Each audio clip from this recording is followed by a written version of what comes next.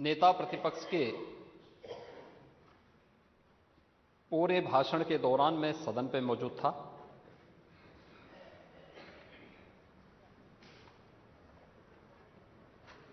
लेकिन मुझे आश्चर्य हो रहा था कि अब बोलेंगे तब बोलेंगे, वह इस सदी की सबसे बड़ी घटना की ओर भी ध्यान आकर्षित करेंगे।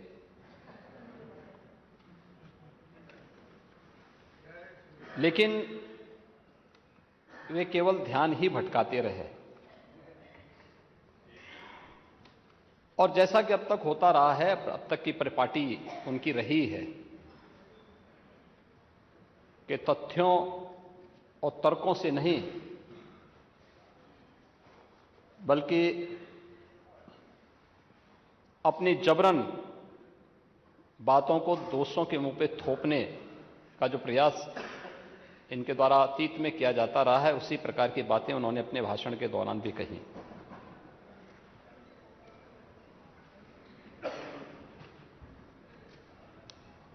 महर्षि वेद व्यास जी ने एक बात कही थी बहुत पहले, आज से 5000 वर्ष पहले। महर्षि वेद व्यास से कैसे ऋषि हुए भारत के, जिन्होंने भारत की ज्ञान की पूरी परंपरा को, भारत की इस धरोहर को विस्तार देकर के संहिताबद्ध करते हुए भावी पीढ़ी के लिए संरक्षित करने का कार्य किया। और इसीलिए आज भी हम देखते होंगे कि महर्षि वेद व्यास के प्रति कृतज्ञता ज्ञापित करते हुए उनकी जयंती को हम गुरु पूर्णिमा के रूप में, सनातन हिंदू धर्म के गुरु के रूप में उनको मान्यता देते हैं। हमारे यहां कथा परंपराओं में जो पवित्र पीठ होता है वो व्यासपीठ इसी श्रद्धेय ऋषि के प्रति कृतज्ञता ज्ञापित करने के लिए होता है। उन्होंने एक बात कही थी, महाभारत काल के 8 पीढ़ियों को उन्होंने अपनी आंखों से देखा और उसका संरक्षण किया, और उस समय की व्यवस्था को उभरते हुए उस राजवंश को भी देखा, और महाभारत युद्ध के साक्षी भी वे बने थे। उन्होंने एक बात कही थी कि ऊर्ध्वबाहुर विरोमयेश न च कश्चित् शृणोति माम धर्मार्थ अर्थस्य कामस्य स किमर्थम न सेव्यते। महर्षि वेद व्यास ने एक बात कही थी महाभारत के अंत में। उन्होंने कहा, ये उनकी व्यथा थी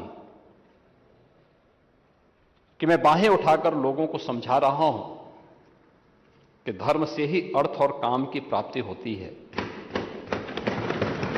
इसलिए क्यों नहीं धर्म के मार्ग पर चलते। पर कोई मेरी सुनता ही नहीं। ये केवल वेद व्यास की पीड़ा नहीं थी। 2014 के पहले पूरे देश की और 2017 के पहले पूरे उत्तर प्रदेश की भी यही पीड़ा है।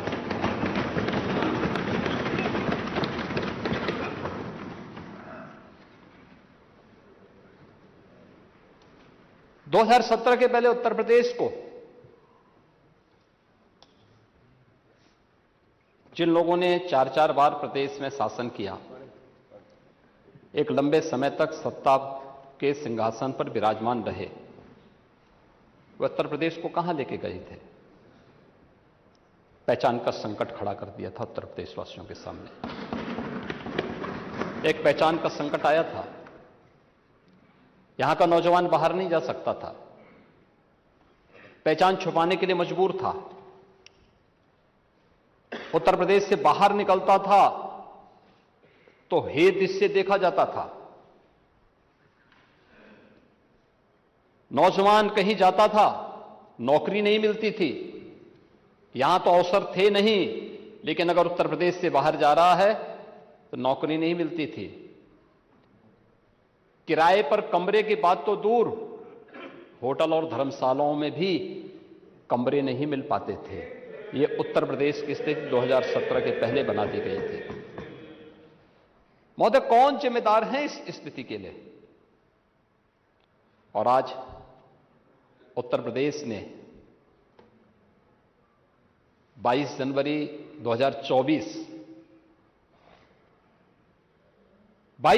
2024 की घटना को भी देखा है। पूरा देश अभिभूत था। पूरी दुनिया के अंदर हर वह व्यक्ति जो सत्य का पक्षधर है, न्याय का पक्षधर है, वह अभिभूत था, गौरवान्वित था। हर सनातन धर्मावलंबी की आंखों में आंसू थे, हर्ष के, गौरव के, और अपनी कई पीढ़ियों को वह इस आयोजन में प्रत्यक्ष या अप्रत्यक्ष रूप से उसके साथ सहभागी बनकर के अपनी पीढ़ियों के प्रति कृतज्ञता ज्ञापित भी कर रहा था और तर्पण भी अर्पित कर रहा था।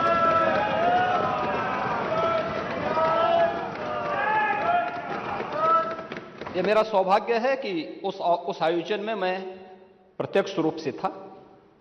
वहां के वातावरण को मैं समझ सकता था। 25 करोड़ की उत्तर प्रदेश की आबादी और 140 करोड़ का हमारा देश, कमोवेश हर प्रदेश का प्रतिनिधित्व था, नेतृत्व वर्ग था। आदरणीय प्रधानमंत्री जी की उपस्थिति थी, पूज्य संतों के, आचार्यों की और समाज के हर तबके की उपस्थिति वहां पर मौजूद थी। अद्भुत वातावरण था, ऊर्जा से भरपूर था। और यही उत्तर प्रदेश, जिस उत्तर प्रदेश के नौजवानों को देख करके उत्तर प्रदेश के नागरिकों के बारे में टिप्पणी होती थी, आज उस उत्तर प्रदेश जहां कोई आना नहीं चाहता था, आज देश और दुनिया का हर व्यक्ति उत्तर प्रदेश आने के लिए तैयार बैठा है। ये घटनाएं कैसे परिवर्तित करती हैं? और इसीलिए जब मैं इस सदन में मिला, पहले दिन जिस दिन दलीय नेताओं की बैठक थी, तो हर सदस्य के चेहरे पर एक आत्मसंतोष का भाव था। हो सकता है पार्टियों के अपने भेद हो सकते हैं, लेकिन मन में एक संतोष था कि जो हुआ है अयोध्या में अच्छा हुआ है।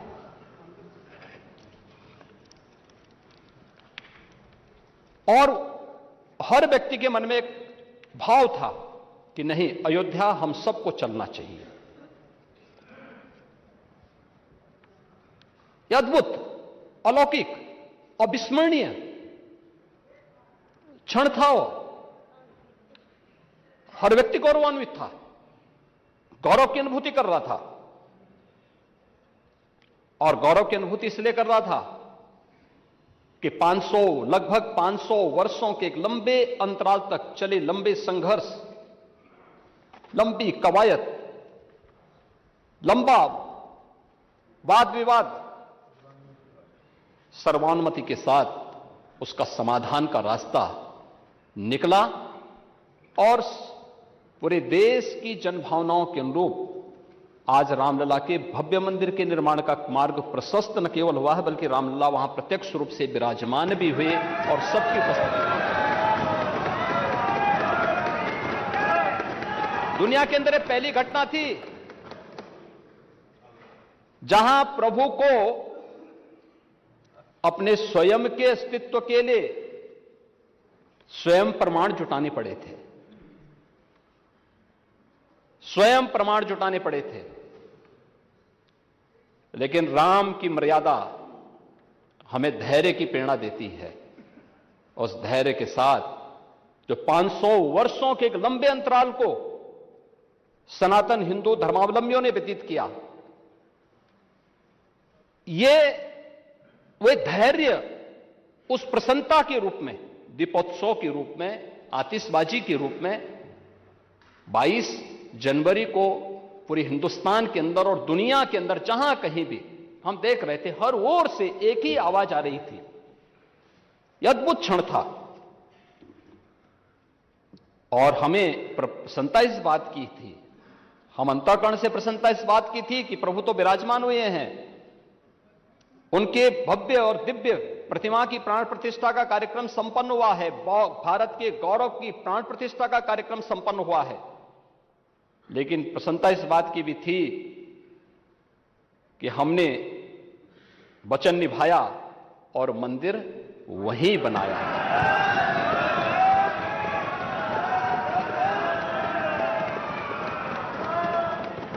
जो कहा सो किया, जो संकल्प लिया उसकी सिद्धि भी हुई। केवल बोलते नहीं हैं, करते भी हैं। और आज नव्य, भव्य और दिव्य अयोध्या को देख करके भी हर व्यक्ति अभिभूत है।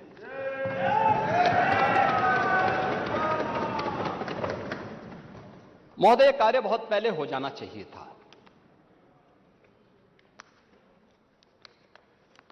हम मानते हैं मंदिर का विवाद न्यायालय में था,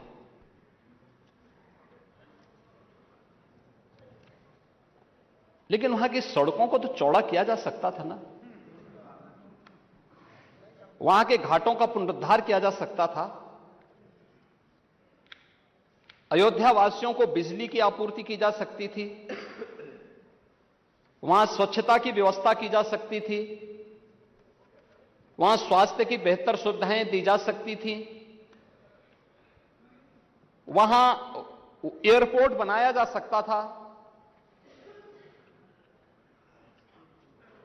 विकास के इन कार्यों को किस मंशा के साथ रोका गया था? कौन सी मंशा थी कि अयोध्या का विकास ही अवरुद्ध कर दो, काशी का विकास ही अवरुद्ध कर दो,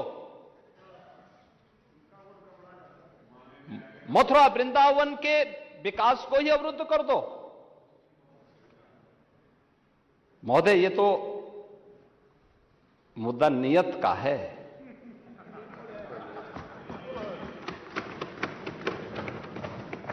हमारी आस्था थी और नीति भी साफ थी और नियत भी बहुत स्पष्ट थी।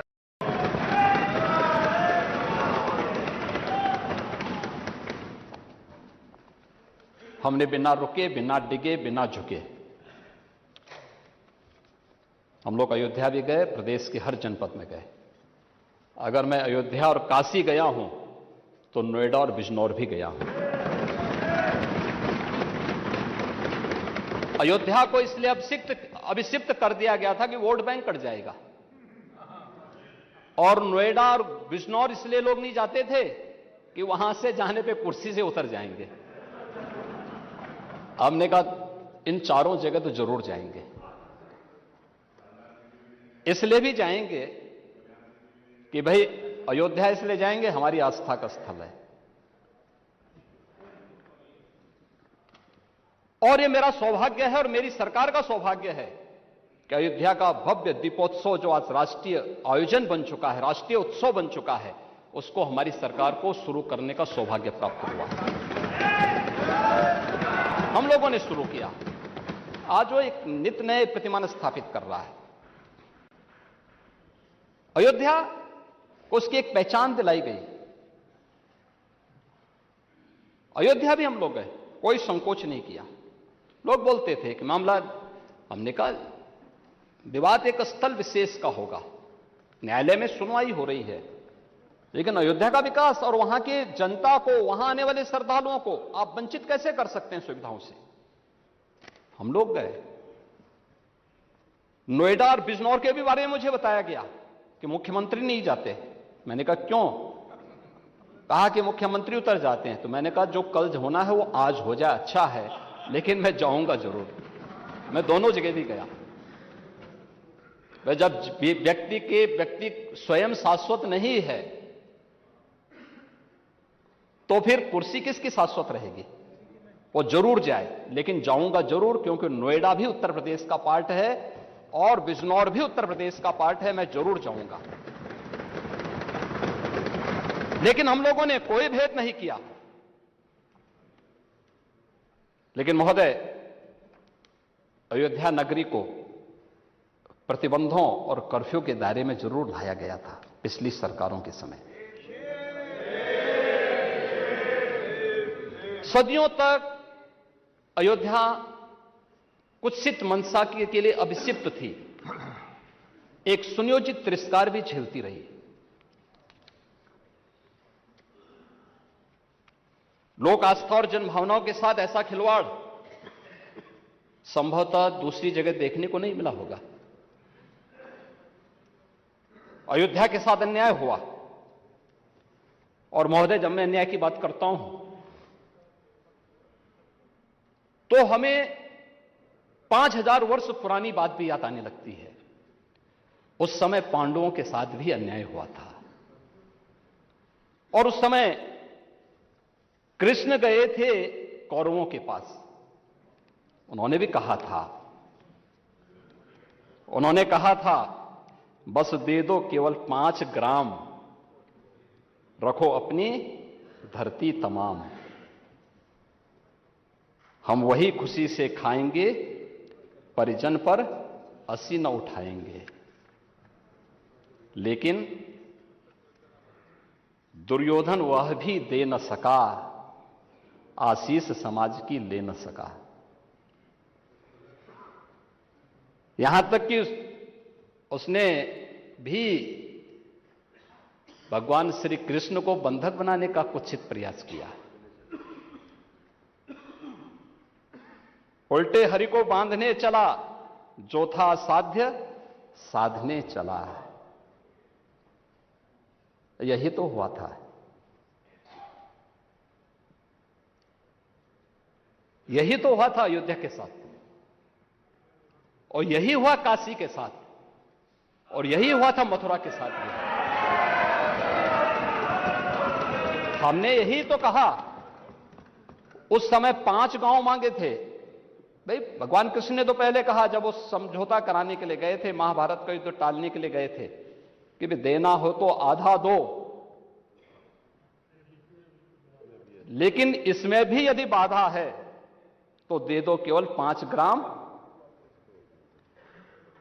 लेकिन वो 5 गांव, लेकिन यहां तो इस समाज सैकड़ों वर्षों से यहां की आस्था केवल 3 के लिए बात कर रही है।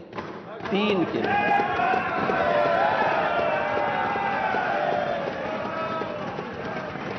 वो 3 के लिए भी इसलिए वे विशिष्ट स्थल हैं,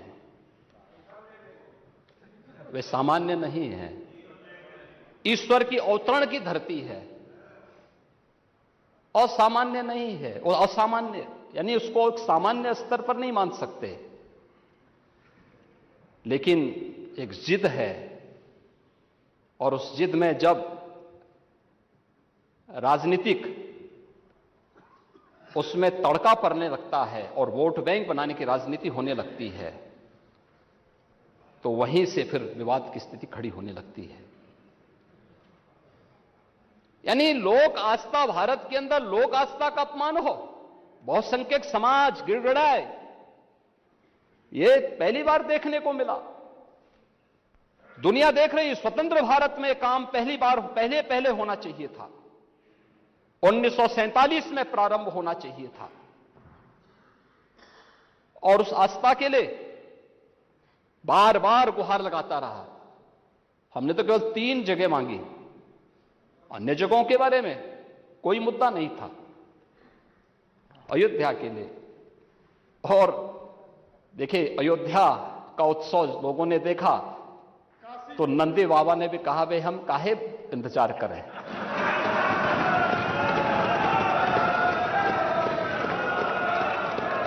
उन्होंने भी इंतजार किए बगैर रात्रि में बैरिकेड तोड़वा डाले, और हमारे कृष्ण कन्हैया कहां मानने वाले हैं।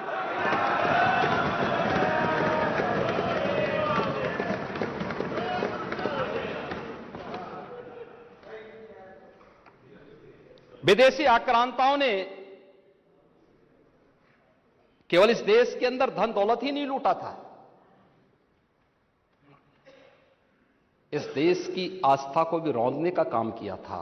दुर्भाग्य है, आजादी के बाद उन विदेशी आक्रांताओं को महिमामंडित करने के कुछ प्रयास हुए अपने वोट बैंक के लिए, अपने वोट बैंक के लिए। भारत का हर नागरिक, मुझे बहुत अच्छा लगा, मैंने एक दिन सुप्रीम कोर्ट की एक अधिवक्ता, संभवतः मैं उसका नाम जान नहीं पा रहा हूं, लेकिन कुछ संभवतः कोई सूबई खान है, उन्होंने, उनका एक वक्तव्य मैं सुन रहा था और बहुत अच्छा वक्तव्य बना। उन्होंने कहा देखिए हम सब सनातन धर्मावलंबी हैं, हां मेरा मजहब इस्लाम हो सकता है, वो मेरी उपासना विधि है, मेरा मजहब है, लेकिन जन्म से हम सनातनी भारतीय हैं।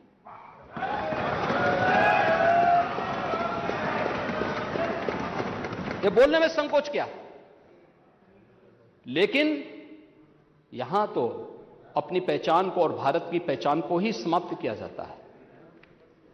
हम महिमामंडन कर रहे हैं उन्हीं आक्रांताओं का जो भारत की लोक आस्था पर प्रहार करते थे, जन विश्वास को रौंदने का काम करते थे। भारत के महापुरुषों, भारत के वीर सेनानियों, भारत के आराध्य देवों को अपमानित करते थे, जिनके खिलाफ हमारे वीर सेनानी लड़े थे, महापुरुष लड़े थे।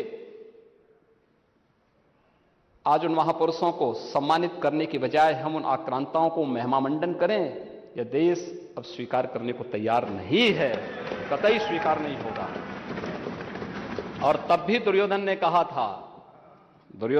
था, सुच्याग्रम नेव दास्यामी बिना युद्धेन केशव, यानी सुई की नोक के बराबर भी जमीन नहीं दूंगा मैं, एक कृष्ण युद्ध के बगैर नहीं दूंगा। तो महाभारत का युद्ध तो होना ही होना था। क्या हुआ, पूरा कौरव पक्ष से ही स्वाहा हो गया, समाप्त।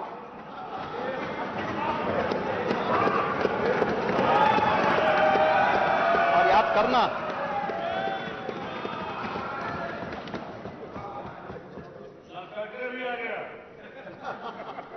लाक्षागृह का तो अपना इतिहास है, लाक्षागृह का तो इतिहास है। पांडवों को संरक्षण देने वाला लाक्षागृह है।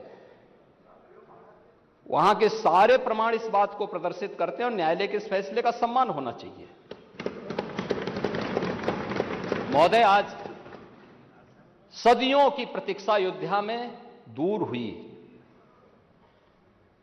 आज अयोध्या में इंटरनेशनल एयरपोर्ट है। 14 से 15 फ्लाइट अयोध्या से देश के अंदर अलग अलग स्थानों पर जा रही है। ये अयोध्या में प्रारंभ हुआ है। जो अयोध्या को पहले छूना नहीं चाहते थे, आज अयोध्या इंटरनेशनल एयरपोर्ट देने वाला देश का एक प्रमुख राज्य और देश के 4 इंटरनेशनल एयरपोर्ट के साथ उत्तर प्रदेश अपने 9 एयरपोर्ट को क्रियाशील कर चुका है और 10 और को हम क्रियाशील करने जा रहे हैं बहुत शीघ्र। अयोध्या में माता सबरी के नाम पर रसोई घर भी प्रारंभ हो गया है। क्या माता सबरी के अनुयायी पीडीए के हिस्से हैं या नहीं हैं? रेन बसेरा भी अयोध्या में बन गया है और ये निषाद राज के नाम पर बन गया है। क्या निषाद राज के अनुयायी पीडीए के पार्ट हैं या नहीं हैं? प्राचीन कुंडों का पुनरुद्धार हो रहा है। भरत कुंड,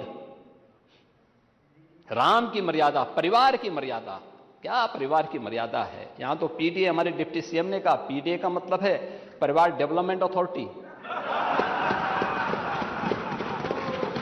ब्रजेश जी ने अभी अपने उसमें कहा, उनके पीडीए में और लोग हैं लेकिन चच्चू नहीं है। वो बेचारे हमेशा ठगे जाते हैं ऐसे ही। कब तक यह न्याय होगा पता नहीं। महाभारत क्यों, एक बार पढ़िए महाभारत। हां, एकदम। आखिर परिवार के 3 सदस्यों के नाम थे, चच्चू के नाम क्यों नहीं था?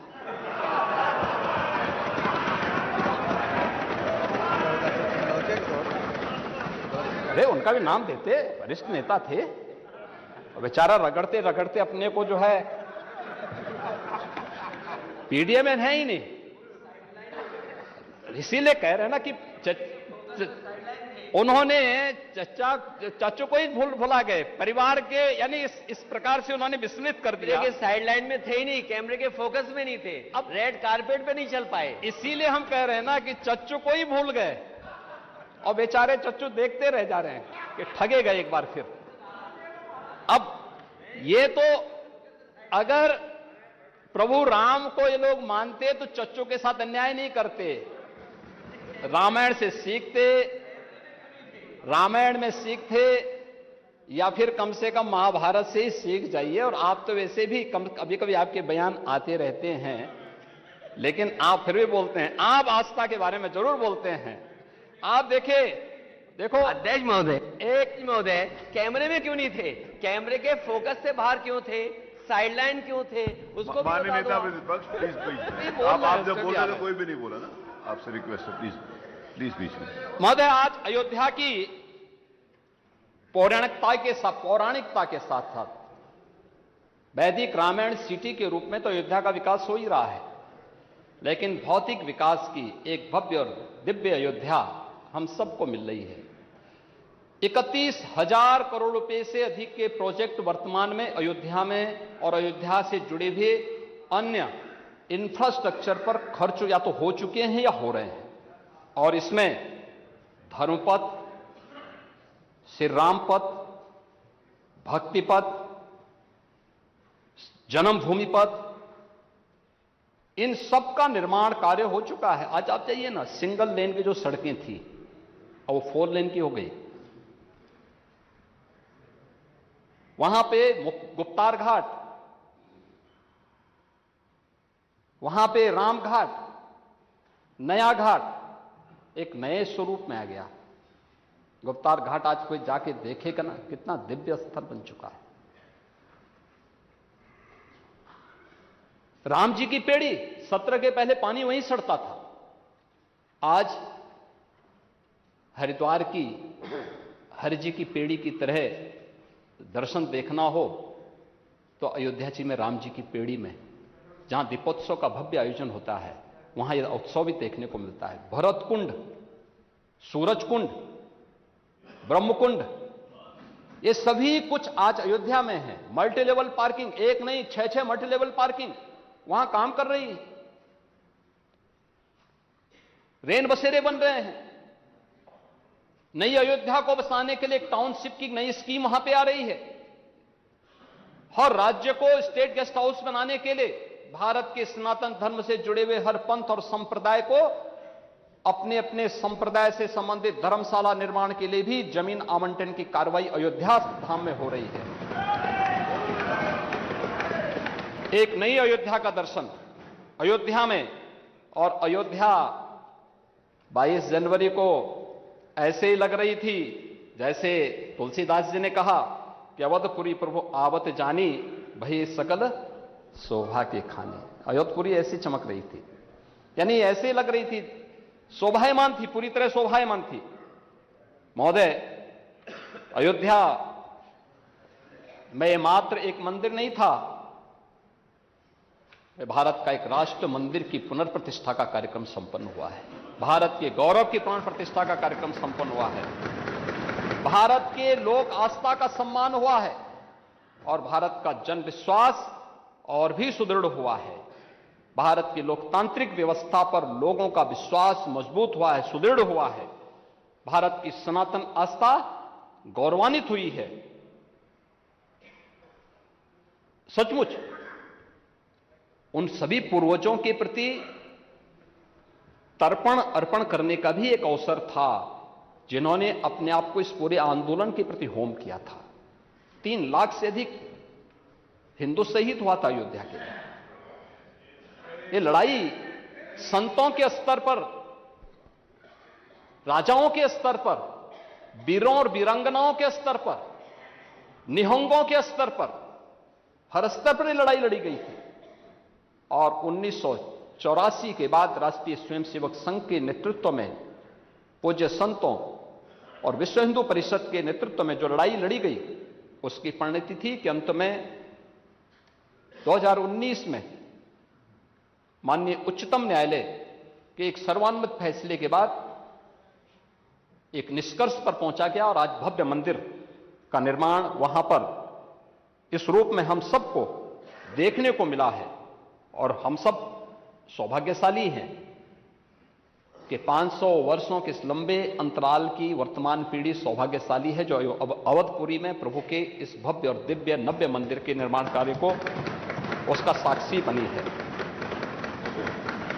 महोदय, 16 दिन में 36 लाख से अधिक श्रद्धालुओं ने अयोध्या धाम में दर्शन किया है। 36 लाख से अधिक।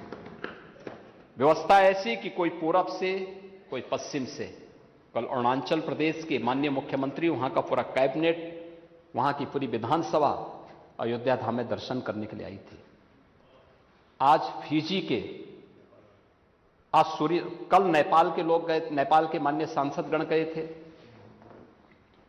आज फिजी और कल सूरीनाम के राष्ट्र प्रमुख वहां जा रहे हैं। अन्य तमाम बड़े बड़े डेलीगेशन अयोध्या धाम में आ रहे हैं, दर्शन करने के लिए आ रहे हैं। और आज जो कोई अयोध्यापुरी में अब आ रहा है, बरबस उनके मुंह से तुलसीदास जी की पंक्तियां निकल पड़ी हैं कि अवधपुरी अति रुचिर बनाई। अब हर व्यक्ति इस बात को कहने के लिए मजबूर है। नहीं तो हमारे विपक्ष के मित्रों ने क्या कर दिया था अयोध्या में। उन्होंने अयोध्या को किस रूप में बना दिया था। अयोध्या गलियों में गोलियों की तड़तड़ाहट होती थी। परिक्रमा में परिक्रमाएं प्रतिबंधित होती थी। कर्फ्यू लगता था। अयोध्या आने के लिए देश के अंदर रामनामी गमछा अगर किसी ने ओढ़ा हुआ है, उसको गिरफ्तार करके बंद कर दिया जाता था। यही देश ने देखा है। 1990 से लेकर के लगातार एक लंबी लड़ाई जिस स्तर पर लड़ी गई, और आज उसका परिणाम हम सबके सामने है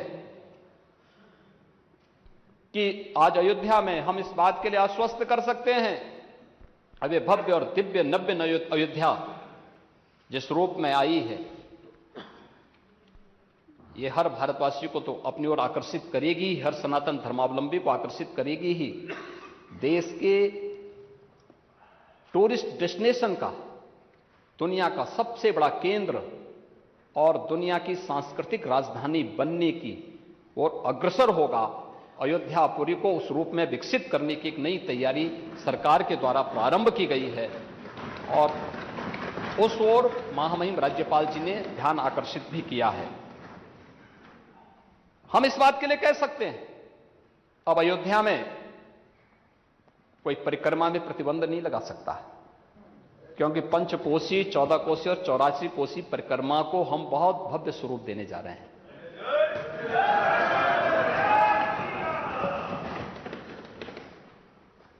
महोदय, अब वहां पे कोई कर्फ्यू नहीं लगाएगा। अब तो वहां पे मंगल भवन अमंगल हारी की इस कीर्तन के साथ अयोध्या की गलियों में गूंज सुनाई देगी। अब अयोध्या, जिसका नाम अयोध्या था, सचमुच अयोध्या के रूप में जानी जाएगी, क्योंकि कुछ लोगों ने अपने निहित स्वार्थ के लिए उसको युद्ध की भूमि में बदल दिया था। लेकिन अब अयोध्या में ऐसा नहीं होगा।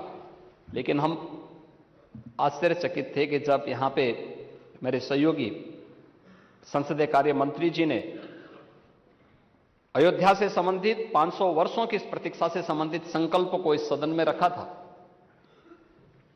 तो संकल्प पे भी कुछ सदस्यों ने विरोध में अपना विरोध व्यक्त करने का प्रयास किया था। मौजूद पूरा देश आह्लादित हो, तब कुछ सदस्यों के द्वारा इस प्रकार का कृत्य जन भावनाओं के विपरीत है, जन आस्था के साथ खिलवाड़ है।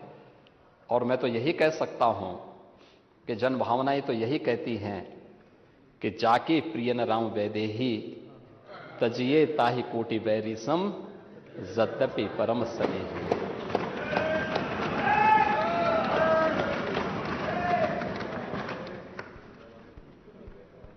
तब कर्फ्यू का सन्नाटा था, आज अयोध्या मंगल भवन मंगलहारी की ध्वनि से गुंजायमान हो रही है। तब की सरकार ने अयोध्या की उपेक्षा की थी और आज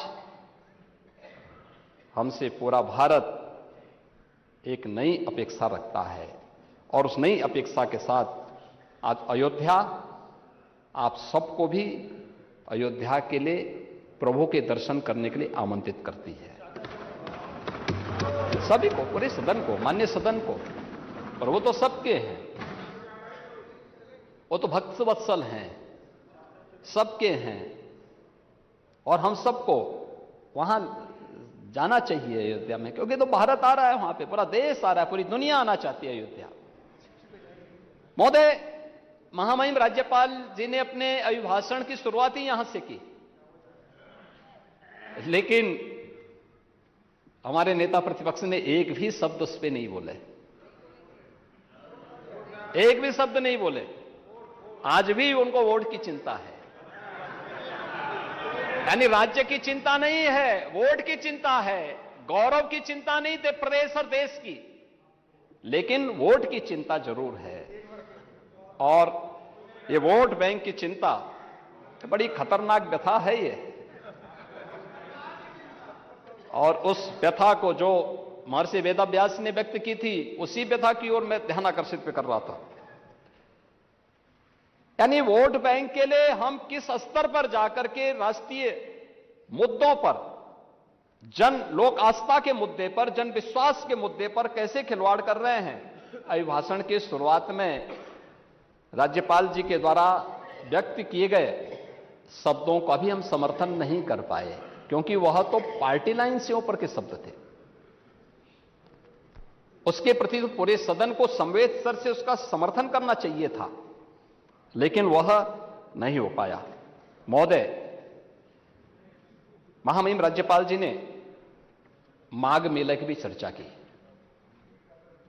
और अभिभाषण में बात कही कि माघ मेला को हम 2025 के प्रयागराज महाकुंभ के पूर्व के रिहर्सल के रूप में देख करके उसके अनुसार रणनीति भी बना रहे हैं और सरकार सचमुच उसके अनुरूप कार्य योजना को लेकर के आगे बढ़ी है। हमारे सामने उदाहरण है, ये हमारा सौभाग्य है 2019 के प्रयागराज कुंभ को आयोजित करने का सौभाग्य हमारी सरकार को प्राप्त हुआ था और 15 जनवरी से 4 मार्च 2019 तक प्रयागराज में जो कुंभ आयोजित हुआ, पहली बार 24 करोड़ से अधिक श्रद्धालुओं ने प्रयागराज कुंभ में आकर के एक नया कीर्तिमान स्थापित किया। सुरक्षा, स्वच्छता और सुव्यवस्था का क्या मॉडल हो सकता है, ये प्रयागराज कुंभ में देखने को मिला था। प्रयागराज कुंभ दुनिया के 100 से अधिक देशों के एम्बेसडर्स वहां आए थे, हाई कमिश्नर्स वहां आए थे। इतने बड़े जमावड़े को देख करके, इतने बड़े श्रद्धालुओं के समूह को देख करके अभिभूत थे। तमाम देशों के राष्ट्राध्यक्ष आए थे। आदरणीय प्रधानमंत्री जी के मार्गदर्शन में जो वहां व्यवस्था बनाई गई थी, सबने उसकी सराहना की और मौनी अमावस्या के दिन 5 करोड़ श्रद्धालुओं ने प्रयागराज में संगम तट पर स्नान किया था। पहली बार आजादी के बाद प्रयागराज में अक्षय वट का दर्शन श्रद्धालुओं के लिए खोला गया। सरस्वती कूप के दर्शन श्रद्धालुओं ने किए। ये प्रयागराज के अंदर ये दृश्य भी हर व्यक्ति देख करके अभिभूत था और हमारी सरकार ने अभी से व्यवस्था प्रारंभ की है कि हम लोग 2025 के कुंभ को भव्य और दिव्य रूप में स्वच्छता, सुरक्षा और सुव्यवस्था के उसी मॉडल के रूप में आगे लेकर के जाएंगे जो 2019 में दिया गया था, उसी मॉडल को। क्योंकि हमारा मानना है अब अयोध्या में 19 के पहले जब प्रयागराज कुंभ, 19 में जब प्रयागराज कुंभ था, तब काशी में काशी विश्वनाथ धाम इस रूप में नहीं था, मां विंध्यवासिनी का धाम इस रूप में नहीं था, चित्रकूट इस रूप में नहीं था, अयोध्या धाम इस रूप में नहीं था, नैमिषारण्य इस रूप में नहीं था। और ये डबल इंजन सरकार का सौभाग्य है कि आज एक नई काशी के दर्शन हम काशी विश्वनाथ धाम के माध्यम से करते हैं। तो काशी, कितने लोग काशी में आ गए, बड़ी संख्या में। मैं वो भी आंकड़े आपको दूंगा कि कितना लाभ यूपी को हो रहा है। इसलिए हम लोगों का अनुमान है कि 2025 के प्रयागराज कुंभ में 19 के कुंभ की तुलना में उसके 1.5 से 2 गुना श्रद्धालु प्रयागराज में आएगा। उसके अनुसार उस प्रकार की अवस्थापना सुविधा, उस प्रकार का उसका विस्तार और ये सभी सुविधाएं हम लोग वहां पर उपलब्ध करवाएंगे। और उसके लिए अभी से हमारी तैयारी चल रही है। 9 आरओबी बनाने गए हैं, नया सिविल टर्मिनल का कार्य भी वहां पर किया गया। 250 से अधिक सड़कों के चौड़ीकरण और उनके सुदृढ़ीकरण का कार्य भी संपन्न हुआ। 1,14,500 से अधिक शौचालयों का निर्माण हुआ। और इस वर्ष भी मुझे बताते हुए प्रसन्नता है कि माघ मेला जो चल रहा है, पहला स्नान मकर संक्रांति के दिन हुआ और अब तक लगभग 40 लाख श्रद्धालु संगम में स्नान कर चुके हैं इस माघ मेला के दौरान भी। महोदय, आज भारत जिस सांस्कृतिक पुनर्जागरण के एक नए दौर में प्रवेश किया है, इसमें अयोध्या का दीपोत्सव भी, ब्रज का रंगोत्सव भी, काशी की देव दीपावली भी पूरे देश के अंदर अपनी पहचान बना रही है। अयोध्या जी तीर्थ विकास परिषद, देवपाटन तीर्थ विकास परिषद, ब्रज तीर्थ विकास परिषद, विंध्यधाम तीर्थ विकास परिषद, सुख तीर्थ विकास परिषद, चित्रकूट धाम तीर्थ विकास परिषद, नैमिष धाम तीर्थ विकास परिषद, ये सभी गठित करके इन सभी धार्मिक और आध्यात्मिक केंद्रों के सुनियोजित विकास को, उनके भौतिक, उनके आध्यात्मिक, उनके धार्मिक विकास को एक व्यवस्थित तरीके से आगे बढ़ाने का कार्य सरकार कर रही है। काशी विश्वनाथ धाम कॉरिडोर का निर्माण कार्य पूरा हो चुका है। मां अन्नपूर्णा की प्रतिमा 100 वर्ष के बाद फिर से काशी विश्वनाथ धाम में वहां पर पुनर्स्थापित हो चुकी है। सोकर क्षेत्र के विकास आदि के कार्य भी सरकार ने प्रारंभ किए हैं। कहीं रामायण पथ का काम, कहीं बौद्ध परिपथ का कार्य, आध्यात्मिक परिपथ का कार्य, शक्ति परिपथ का कार्य और ब्रज परिपथ का, बुंदेलखंड परिपथ और महाभारत परिपथ के कार्य को भी उत्तर प्रदेश का पोटेंशियल है, इन सब पर सरकार व्यवस्थित तरीके से कार्य कर रही है। और इसका परिणाम क्या है कि पिछले वर्ष 6 करोड़ यानी लगभग 6.5 करोड़ श्रद्धालु अकेले काशी विश्वनाथ धाम का दर्शन किया है गत वर्ष अकेले काशी में। मथुरा वृंदावन में 6 करोड़ से अधिक लोगों ने दर्शन किया। नैमिषारण्य में 10 लाख श्रद्धालु आए। और सरकार के जो अन्य फोकस सेक्टर रहे हैं, बुंदेलखंड में 2 करोड़ 55 लाख श्रद्धालुओं ने, बुद्धिस्ट सर्किट में लगभग 30 लाख टूरिस्ट ने और सुख तीर्थ में भी लगभग 10 लाख श्रद्धालु अलग अलग समय में आकर के उन्होंने वहां की बदलते हुए नए प्रवेश में अपने आप को सुरक्षित भी और नए भारत के एक नए उत्तर प्रदेश में उन्होंने कुछ नया अनुभव किया है। हम बुंदेलखंड के जो किले हैं, उत्तर प्रदेश के जितने ऐतिहासिक पृष्ठभूमि से जुड़े हुए ऐसे स्थल हैं, इन सब के भी व्यवस्थित विकास को लेकर के सरकार कार्य कर रही है। और बहुत शीघ्र इनको भी हम लोग टूरिस्ट के, हेरिटेज टूरिज्म के एक नए डेस्टिनेशन के रूप में विकसित करने की कार्रवाई को तेजी के साथ आगे बढ़ाने जा रहे हैं। और इसी का परिणाम है, सरकार के द्वारा, डबल इंजन सरकार के द्वारा किए गए प्रयास का परिणाम है कि आज 17 के पहले जो उत्तर प्रदेश टूरिज्म में देश के अंदर कहीं नहीं था, आज वह नंबर 1 पर है। उत्तर प्रदेश नंबर 1 पर देश के अंदर है। ये केवल टूरिज्म का विकास नहीं है, लाखों लोगों के लिए, लाखों नौजवानों के लिए एक नौकरी और रोजगार की संभावनाओं को विकसित करने वाला क्षेत्र सर्विस सेक्टर है। इसमें अलग अलग लोगों को तमाम प्रकार की नौकरियां और रोजगार के अवसर भी उपलब्ध हो रहे हैं। उत्तर प्रदेश की इकोनॉमी में इसके माध्यम से बढ़ोतरी हो रही है और उत्तर प्रदेश ने जिस इस कार्य को आगे बढ़ाने का काम किया है, आज उसी का परिणाम है कि उत्तर प्रदेश ने जो सुशासन के लक्ष्यों को प्राप्त करने का प्रयास किया है, अभिभाषण में उसका भी उल्लेख महामहिम राज्यपाल जी ने किया है।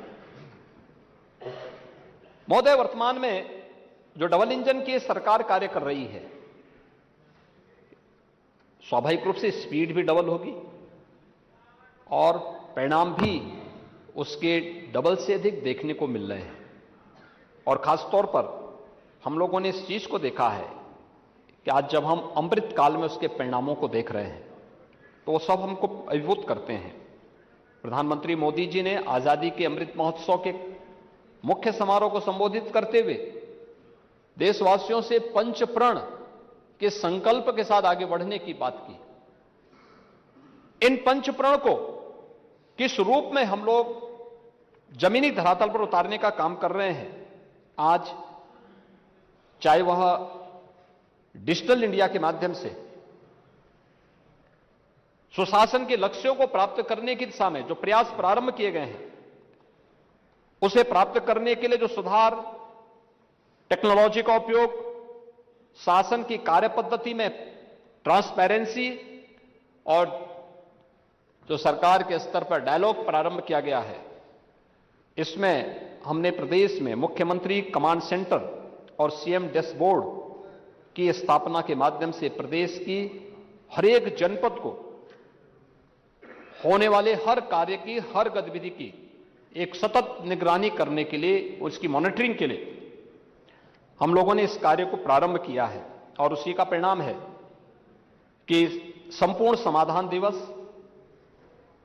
थाना दिवस, सीएम हेल्पलाइन और आईजीआरएस पोर्टल के जो हमारे प्लेटफॉर्म्स हैं, 4,77,90,000 से अधिक मामले इसमें दर्ज होते हैं और इसमें मेरिट के आधार पर 4,74,00,000 यानी 75 लाख से अधिक मामलों का मेरिट के आधार पर निस्तारण का कार्य भी संपन्न हुआ है।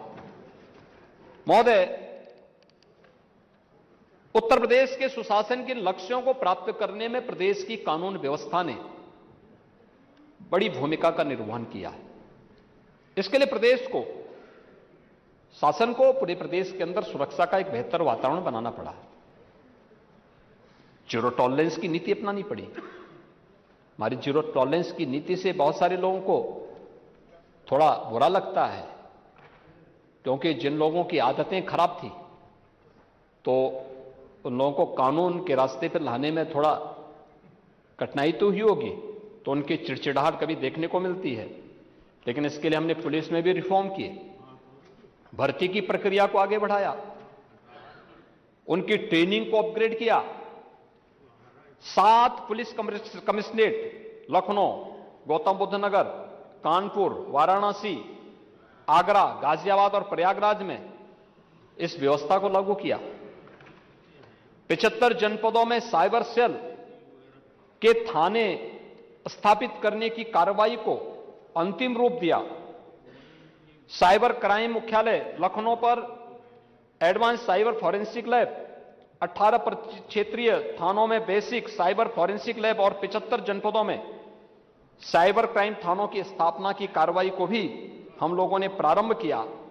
और उत्तर प्रदेश फॉरेंसिक इंस्टीट्यूट की स्थापना भी लखनऊ में की है, जिसमें सत्र भी प्रारंभ हो चुका है। उनका फर्स्ट सेशन इसी वर्ष प्रारंभ हुआ है। 1,55,600 से अधिक पुलिस कार्मिकों की भर्ती संपन्न की है, जिनमें से 22,670 केवल महिला कार्मिक हैं। 68,000 600 से अधिक पदों पर भर्ती की प्रक्रिया वर्तमान में प्रचलित है और इस दौरान हम लोगों ने पुलिस प्रशिक्षण के केंद्रों की क्षमता को भी लगभग 3 गुना किया है। प्रदेश में 124 नए थाने, 88 नई चौकियां, 7 नए महिला पुलिस थाने, 4 नए आर्थिक अपराध इकाई थाने और 16 नए साइबर क्राइम थाने भी स्थापित किए हैं। एसडीआरएफ का गठन किया, उसकी 3 कंपनियों को क्रियाशील किया, 3 अतिरिक्त कंपनियों को सृजन की प्रक्रिया के साथ जोड़ा गया है। वीरांगना झलकारी बाई महिला पीएसी बटालियन गोरखपुर, वीरांगना अवंती बाई महिला पीएसी बटालियन बदायूं और वीरांगना उदा देवी महिला पीएसी बटालियन लखनऊ की स्थापना की कार्रवाई को आगे बढ़ाया और पहली बार महिला पुलिस कार्मिकों को भी फील्ड की ड्यूटी देने के कार्य प्रारंभ किए गए और महिला बीट पुलिस अधिकारी के रूप में 10,000 से अधिक महिला बीट में उनकी तैनाती की गई। एंटी नारकोटिक्स टास्क फोर्स का गठन भी प्रदेश के अंदर किया गया। इसके साथ साथ प्रदेश ने महत्वपूर्ण प्रतिष्ठानों की सुरक्षा के लिए स्पेशल सिक्योरिटी फोर्स का गठन किया। स्पेशल सिक्योरिटी फोर्स एसएसएफ ही अयोध्या धाम में भगवान राम के भव्य और दिव्य मंदिर की सुरक्षा में लगाई गई है। एसएसएफ उत्तर प्रदेश एसएसएफ, जिसकी ट्रेनिंग आधुनिक पद्धति से कराई गई है और उसके कमांडो ही वहां सुरक्षा में तैनात हैं। देवबंद, सहारनपुर में, बहराइच, अलीगढ़, कानपुर सहित अन्य जनपदों में एटीएस की नई फील्ड यूनिट का गठन भी किया गया है और प्रदेश में आज जब हम लोग प्रदेश की कानून व्यवस्था और सुरक्षा के माहौल को देखते हैं तो देश के अंदर स्वाभाविक रूप से इसको एक मॉडल के रूप में माना जाता है। एनसीआरबी के आंकड़े जो बताते हैं 2016 के सापेक्ष 2023 में अगर आप देखेंगे तो डकैती के मामलों में लगभग 87% कमी आई है, लूट के मामलों में लगभग 76% कमी आई है, हत्या के मामले में 43% कमी आई है, बलवा के मामले में 64%, फिरौती और अपहरण के मामलों में 72% और दुष्कर्म के मामलों में 46% की कमी देखने को मिली है।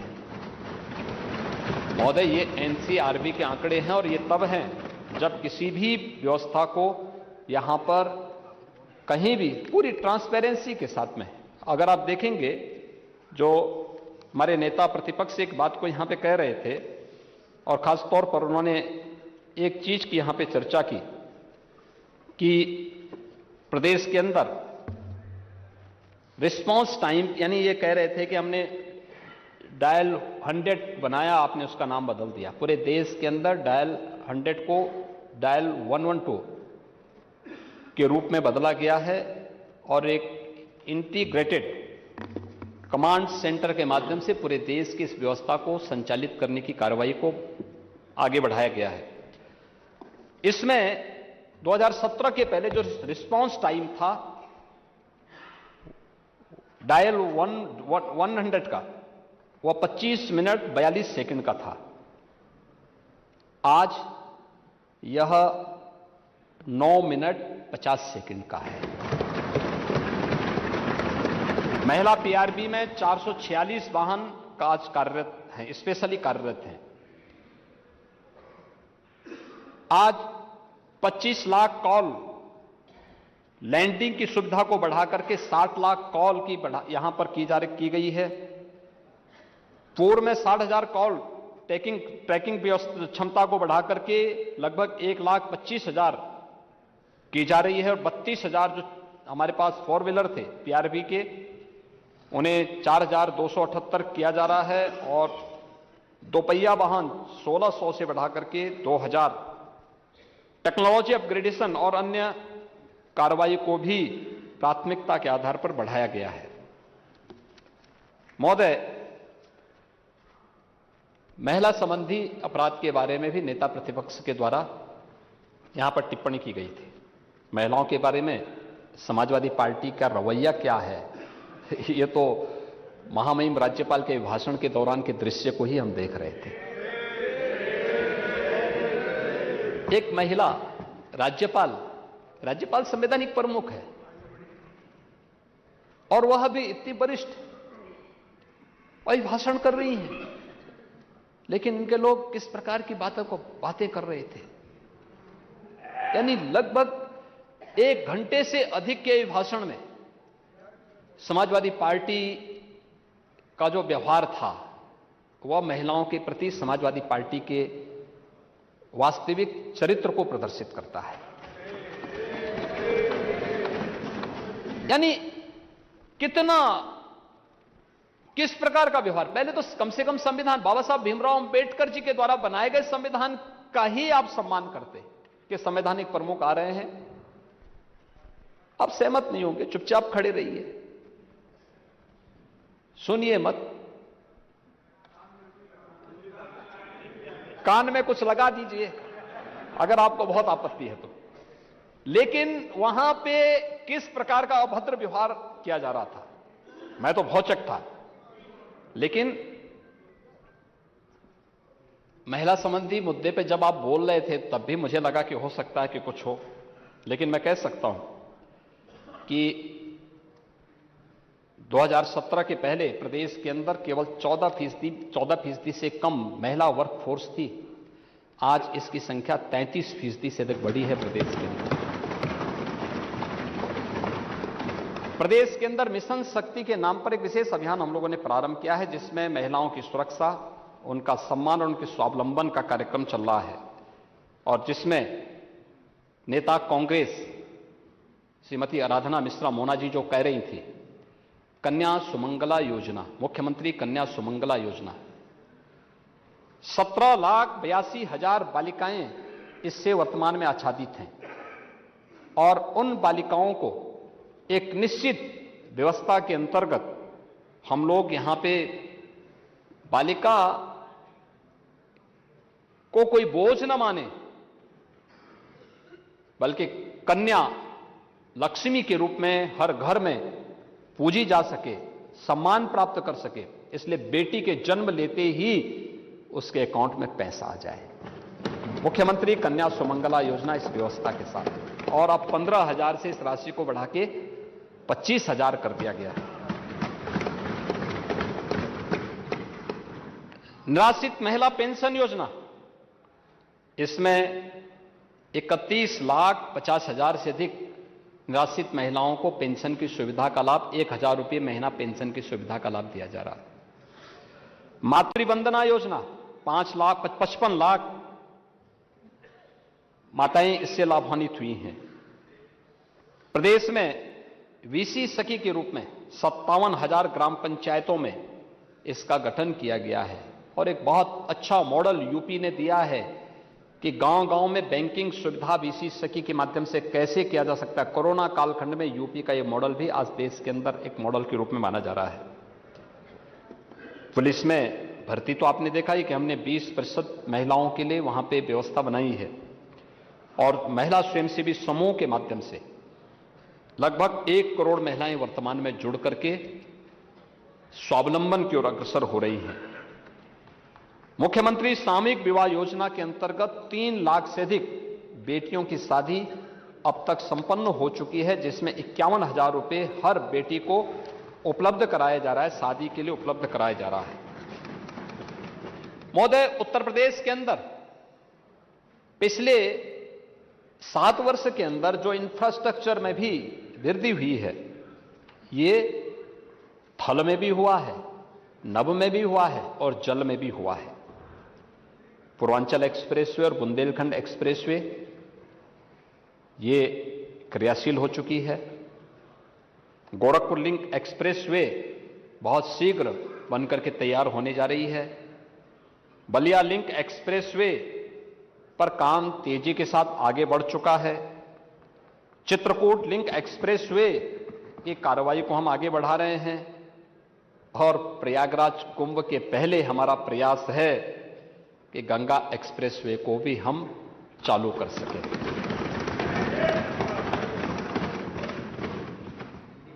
आज महोदय,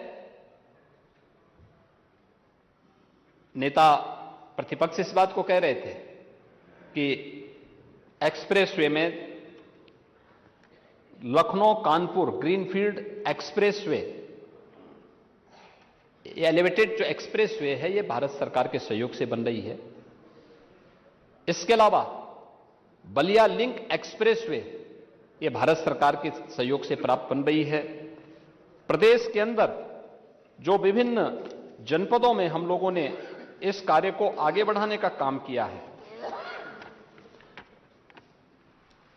लगभग 4 लेन की 1235 ऐसे प्रोजेक्ट हैं जिसको पिछले 7 वर्ष के अंदर आगे बढ़ाया गया है और जो ये बेहतरीन कनेक्टिविटी प्रदेश के अंदर, यहां पर प्रदेश के अंदर संपन्न हुई है। प्रदेश के अंदर एयरपोर्ट 16 डोमेस्टिक और 5 इंटरनेशनल एयरपोर्ट के साथ बहुत शीघ्र उत्तर प्रदेश 21 एयरपोर्ट वाला देश का पहला राज्य बनने जा रहा है।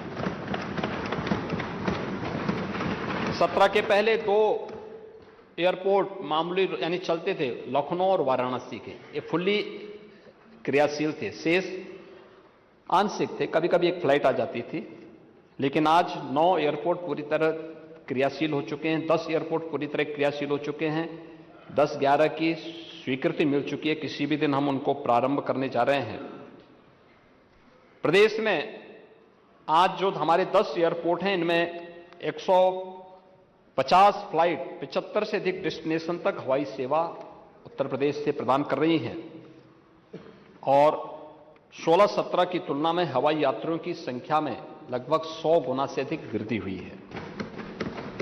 प्रदेश के अंदर लैंडलॉक्ड स्टेट है, लेकिन इनलैंड वाटरवे का इस्तेमाल किया गया। यहां की नदियां, सदा नीरा नदियां, वर्ष भर इसमें पानी रहता है,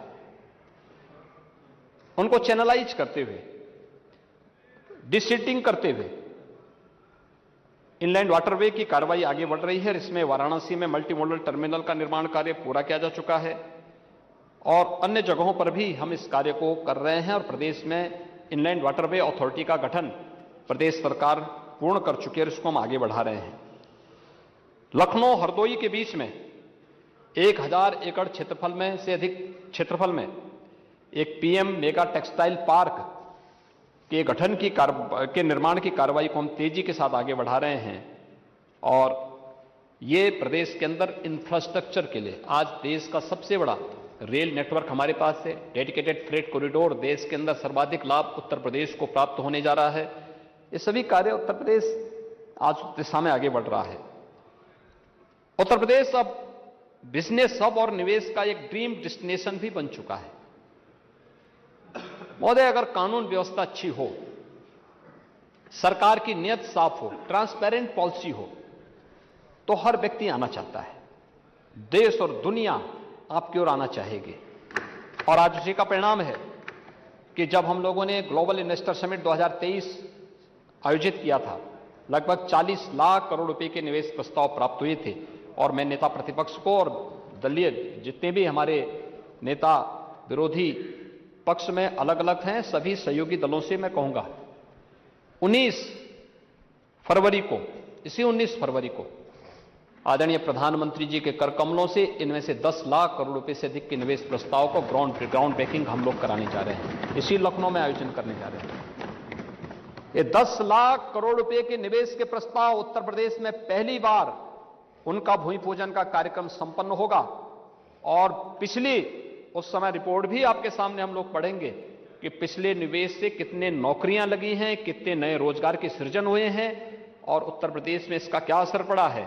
ये आपने अगर संभवतः इकोनॉमिक टाइम्स की ये रिपोर्ट 3 फरवरी की पढ़ी होती, जिसमें उन्होंने तमिलनाडु के तिरुपुर जिले की एक बात लिखी थी, पढ़ी होगी ना, जिसमें उन्होंने इस बात को कहा था कि वहां पे उत्तर प्रदेश के 2 लाख से अधिक लोग काम करते थे और पिछले 7 वर्ष के अंदर उत्तर प्रदेश के अंदर निवेश का जो माहौल बना, जो नए उद्योग आए, आज उनमें से 60,000 से अधिक लोग वापस यूपी में जा चुके हैं, जिनको यूपी में ही काम मिल चुका है। ये नया उत्तर प्रदेश है और इस नए उत्तर प्रदेश की इस गाथा को आपको भी स्वीकार करना चाहिए। और इसमें आप यहां के सीएम रहे हैं, वो ठीक है, भविष्य के तो उसमें सभी लोगों ने प्रश्न आप पे खड़ा कर दिया है। जब चाचा ही आप पे आशीर्वाद नहीं बरसा रहे हैं तो औरों का आशीर्वाद क्या मिल पाएगा। लेकिन कम से कम आपको इस बात पर गौरव की अनुभूति होनी चाहिए कि जिस उत्तर प्रदेश ने आपको मुख्यमंत्री के रूप में स्वीकार किया था कभी, आज उत्तर प्रदेश प्रगति कर रहा है, तो आपको तो खुश होना चाहिए, हर व्यक्ति को खुश होना चाहिए। हाँ? नहीं, चाचा तो आज भी साथ में है।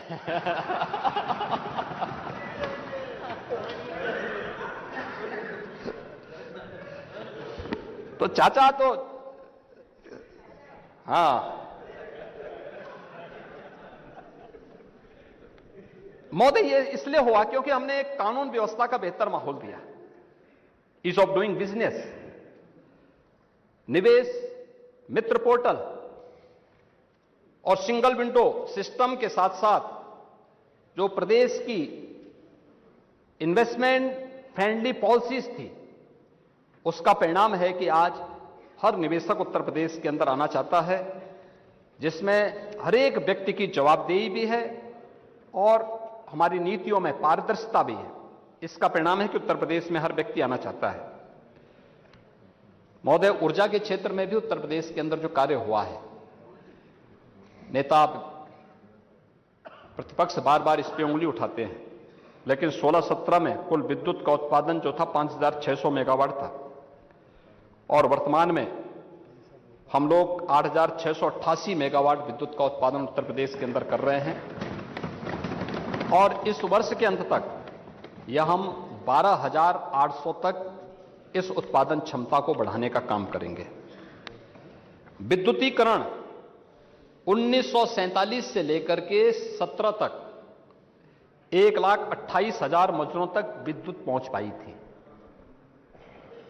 और 2017 से 2023-24 तक इन लगभग 7 वर्ष में हम लोगों ने 2,49,818 मजदूरों तक विद्युत की यानी विद्युतीकरण के कार्य को संपन्न किया है। 100% सैचुरेशन के लक्ष्य को हमने प्राप्त किया है।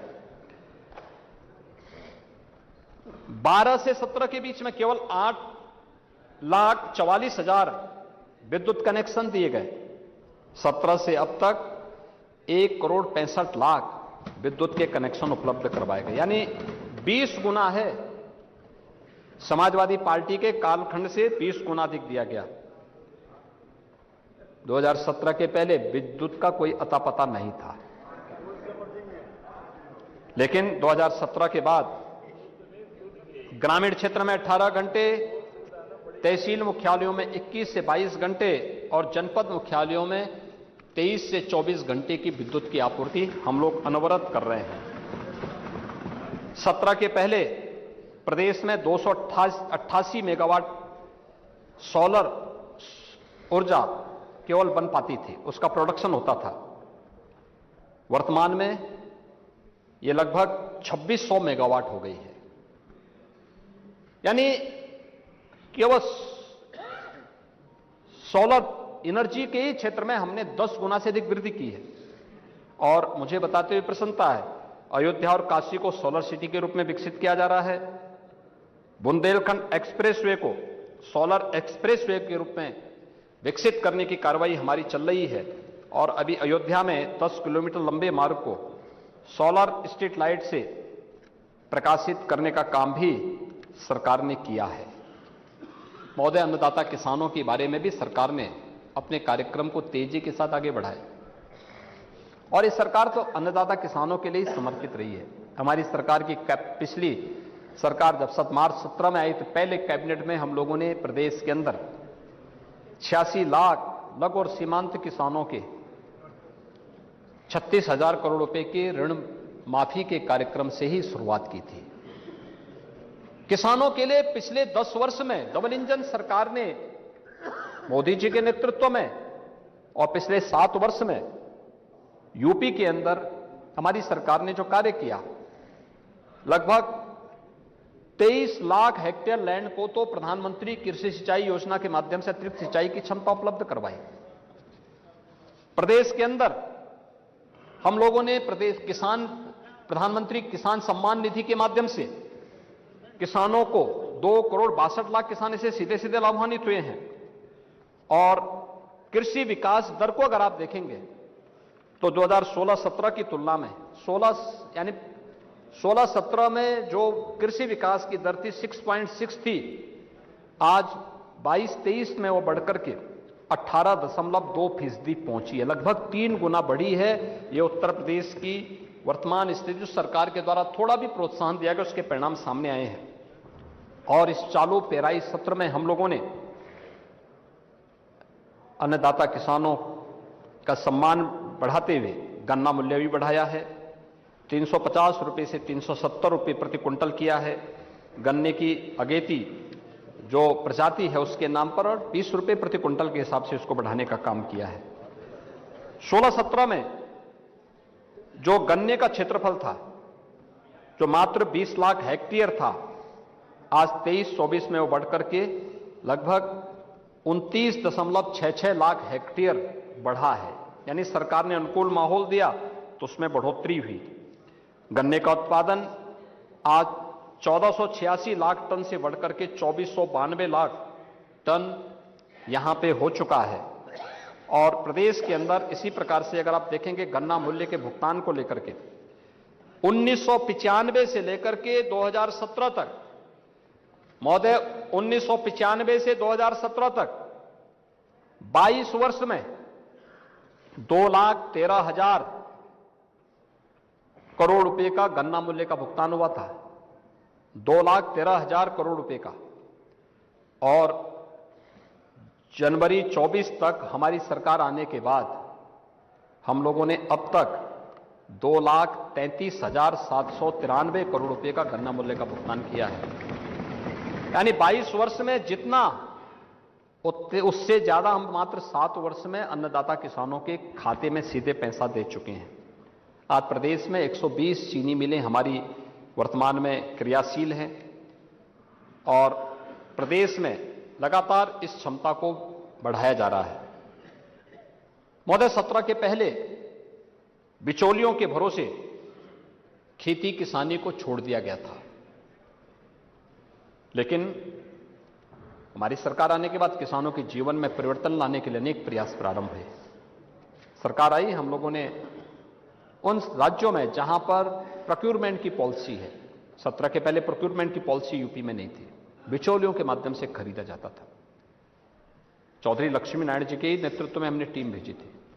ये लोग गए, ये लोग फिर वहां की प्रेजेंटेशन को लेके आए, यहां पे कार्रवाई आगे बढ़ी और आज 2018 से ये सरकार डबल इंजन की सरकार लागत का 1.5 गुना एमएसपी अन्नदाता किसानों को दे रही है।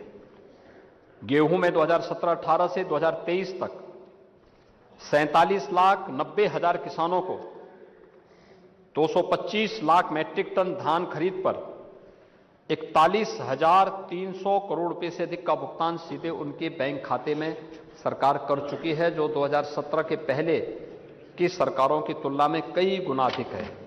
इसी प्रकार से धान में 2017-18 से 23-24 तक 61,54,000 किसानों को के 397 लाख मीट्रिक टन धान खरीद पर 74,751 करोड़ रुपए से अधिक का भुगतान सीधे उनके बैंक खातों में सरकार के द्वारा किया जा चुका है। महोदय, प्रधानमंत्री किसान सम्मान निधि के साथ साथ पीएम कुसुम योजना, इसमें प्रदेश सरकार ने अब तक 50,000 से अधिक किसानों को उनके ट्यूबवेल को सोलराइज करने की कार्रवाई को संपन्न किया है। यह प्रदेश सरकार के द्वारा कृषि क्षेत्र में किए गए प्रयासों का परिणाम है। इसमें नई मंडियों का भी गठन हुआ है। नेचुरल फार्मिंग और ऑर्गेनिक फार्मिंग को भी बढ़ावा देने का काम हुआ है। नई सिंचाई की सुविधाओं को विकसित करने के लिए और अन्य प्रकार की सुविधाएं विकसित करने के लिए भी कार्य हुआ है। नगर निकाय के क्षेत्र में भी अनेक कार्य हुए।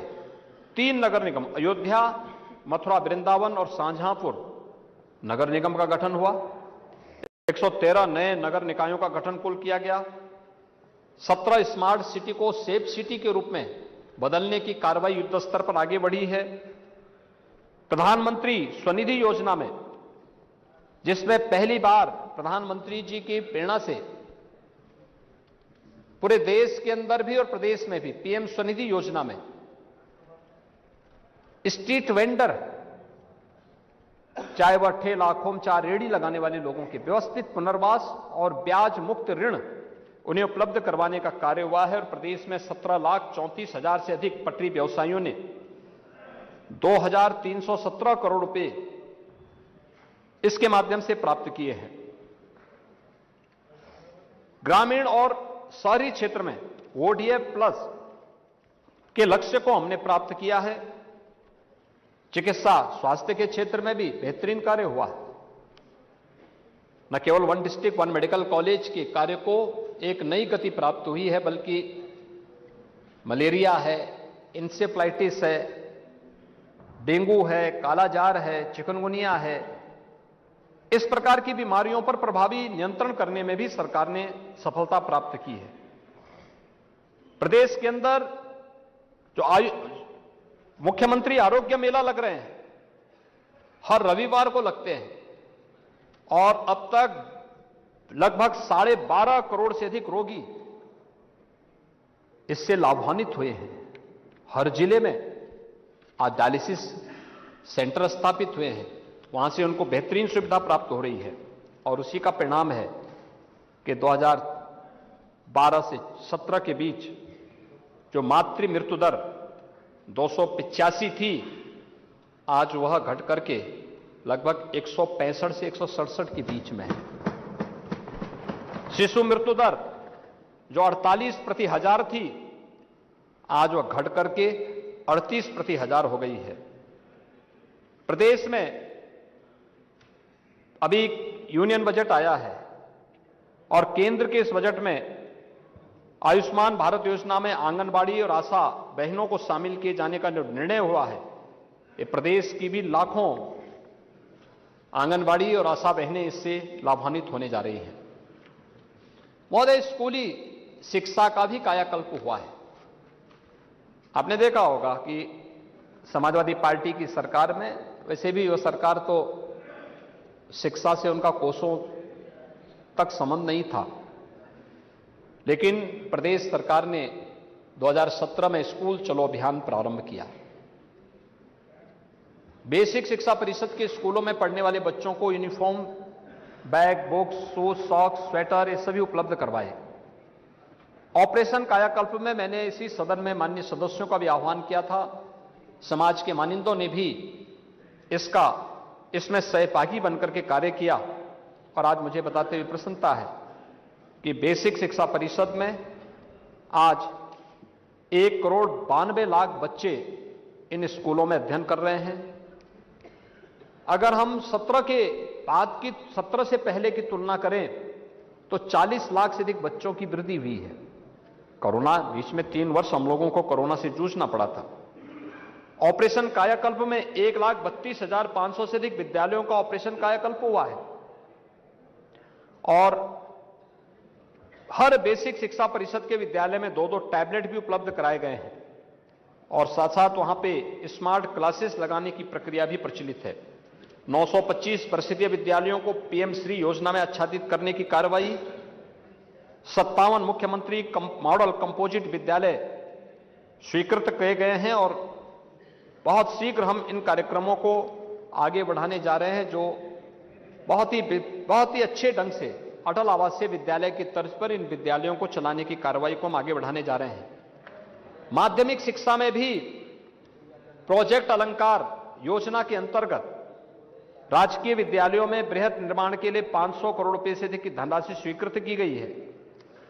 यानी ये वे विद्यालय हैं जो हमारे गवर्नमेंट इंटर कॉलेजेस थे, गर्ल्स गवर्नमेंट इंटर कॉलेजेस थी, बहुत पुराने थे, जर्जर इंफ्रास्ट्रक्चर था, भवन बहुत जर्जर हो चुके थे, उन सब के लिए भी धनराशि दी गई है। 1349 विद्यालयों के लिए इसके लिए धनराशि अब तक उपलब्ध करवाई गई है। इसके अलावा जो एडेड विद्यालय थे, निजी प्रबंधन से लेकिन गवर्नमेंट एडेड थे, उनके पास भी कोई सोर्स ऑफ इनकम न होने के नाते उनका इंफ्रास्ट्रक्चर भी कमजोर था। सरकार ने एक पॉलिसी बना करके उनको भी इस योजना के साथ जोड़ा, जिसमें कुछ शेयर उनका होगा, शेष सरकार देगी, जिससे बच्चे तो राज्य के ही पढ़ रहे हैं, वहां पर भी उनको हम बेहतरीन सुविधा दे सकें। यह कार्य भी वहां पर प्रारंभ हुआ है। हर कमिश्नरी मुख्यालय पे एक अटल आवासीय विद्यालय, पहली बार श्रमिकों के बच्चों के लिए आवासीय विद्यालय अच्छे इंफ्रास्ट्रक्चर के साथ। और मैं तो माननीय इस सदन के सभी माननीय सदस्यों से अपील करूंगा, वे अटल आवासीय विद्यालयों का विजिट एक बार जरूर करें।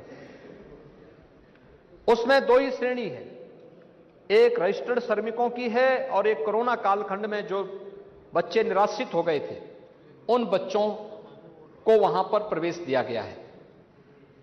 इंफ्रास्ट्रक्चर कैसे होना चाहिए, इसी तर्ज पर हर जनपद में हम पहले चरण में मुख्यमंत्री कंपोजिट विद्यालय के रूप में 57 शेष जनपदों में हम स्थापित करना चाहते हैं, और फिर इसे हम सभी 826 विकास खंडों तक लेके जाएंगे, जिसमें हर विधानसभा भी कम से कम 2-2 विद्यालय हर विधानसभा क्षेत्र में ही आ जाएंगे।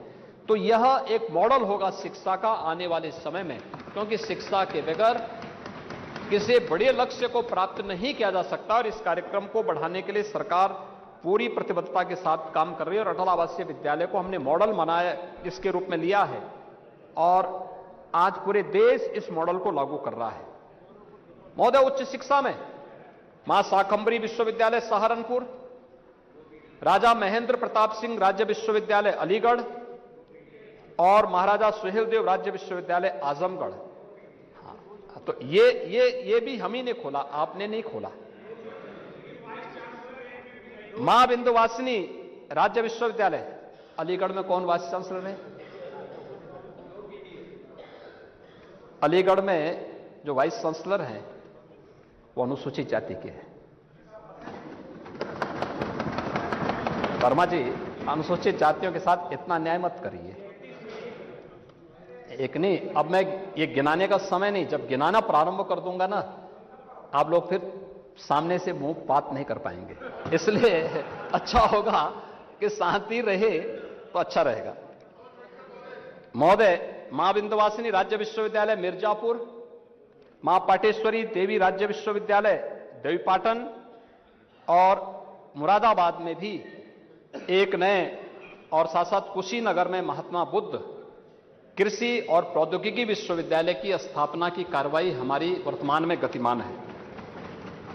प्रदेश के अंदर गोरखपुर में आयुष विश्वविद्यालय, लखनऊ में मेडिकल यूनिवर्सिटी के निर्माण का कार्य अपने अंतिम चरणों में चल रहा है, और बहुत शीघ्र, यानी इनमें इन्होंने अपने रेगुलर कार्यक्रम को प्रारंभ कर दिया है, लेकिन शेष अन्य उस कार्यक्रम भी हमारे तेज होंगे। साथ साथ जगतगुरु रामभद्राचार्य दिव्यांग विश्वविद्यालय चित्रकूट को भी राज्य सरकार ने राज्य विश्वविद्यालय के रूप में स्थापित करने का निर्णय लिया है, उस कार्य को आगे बढ़ा दिया है। निजी क्षेत्र में भी 15 विश्वविद्यालयों को लेटर ऑफ परफॉर्मेंस, 15 को लेटर ऑफ इंटेंट जारी किए गए हैं, और लगभग 1 दर्जन से अधिक अन्य आवेदन हमारे पास आए हैं, जो नए निजी विश्वविद्यालय, सरकार ने एक पॉलिसी बनाई है, शिक्षा की गुणवत्ता बनी रहे, इसके लिए भी सरकार कार्य करने को प्रतिबद्ध है, और उन्हीं सब मानकों के अनुरूप उन विश्वविद्यालयों के गठन के लिए भी अनुमति दी जा रही है। 26 नए पॉलिटेक्निक की स्थापना, जिनमें 15 क्रियाशील हो चुके हैं, 35 ITI, जिनमें 8 क्रियाशील हो चुके हैं, 150 ITI जो टाटा टेक्नोलॉजीज के साथ मिलकर के उनके न्यू एज कोर्सेज को हम उनके साथ जोड़ सकें, इन सब के साथ उनके अपग्रेडेशन की कार्रवाई युद्ध स्तर पर आगे बढ़ रही है। स्वामी विवेकानंद युवा सशक्तिकरण योजना के अंतर्गत 17,61,000 से अधिक युवा स्मार्टफोन से और 7,54,000 युवा टैबलेट से प्रदेश में हम लोग आच्छादित कर चुके हैं और ये निरंतर जारी है। और प्रदेश सरकार के द्वारा किए गए प्रयासों का ही परिणाम है कि पिछले 6 वर्ष के अंदर 6.5 पौने 7 वर्ष के अंदर 6 लाख सरकारी नौकरी हमने पूरी पारदर्शी तरीके से सरकार ने दी है।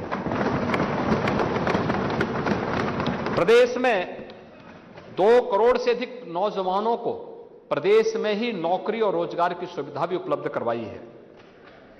1 करोड़ 10 लाख से अधिक युवाओं को और उद्यमियों को प्रदेश में स्वरोजगार के साथ जोड़ने का अवसर भी प्रदान किया है। और लगातार प्रदेश में इस कार्य को आगे बढ़ाते हुए आज प्रदेश के अंदर शिक्षा में, तकनीकी शिक्षा में, व्यावसायिक शिक्षा में जो प्रयास प्रारंभ हुए हैं उसके परिणाम सामने आए हैं।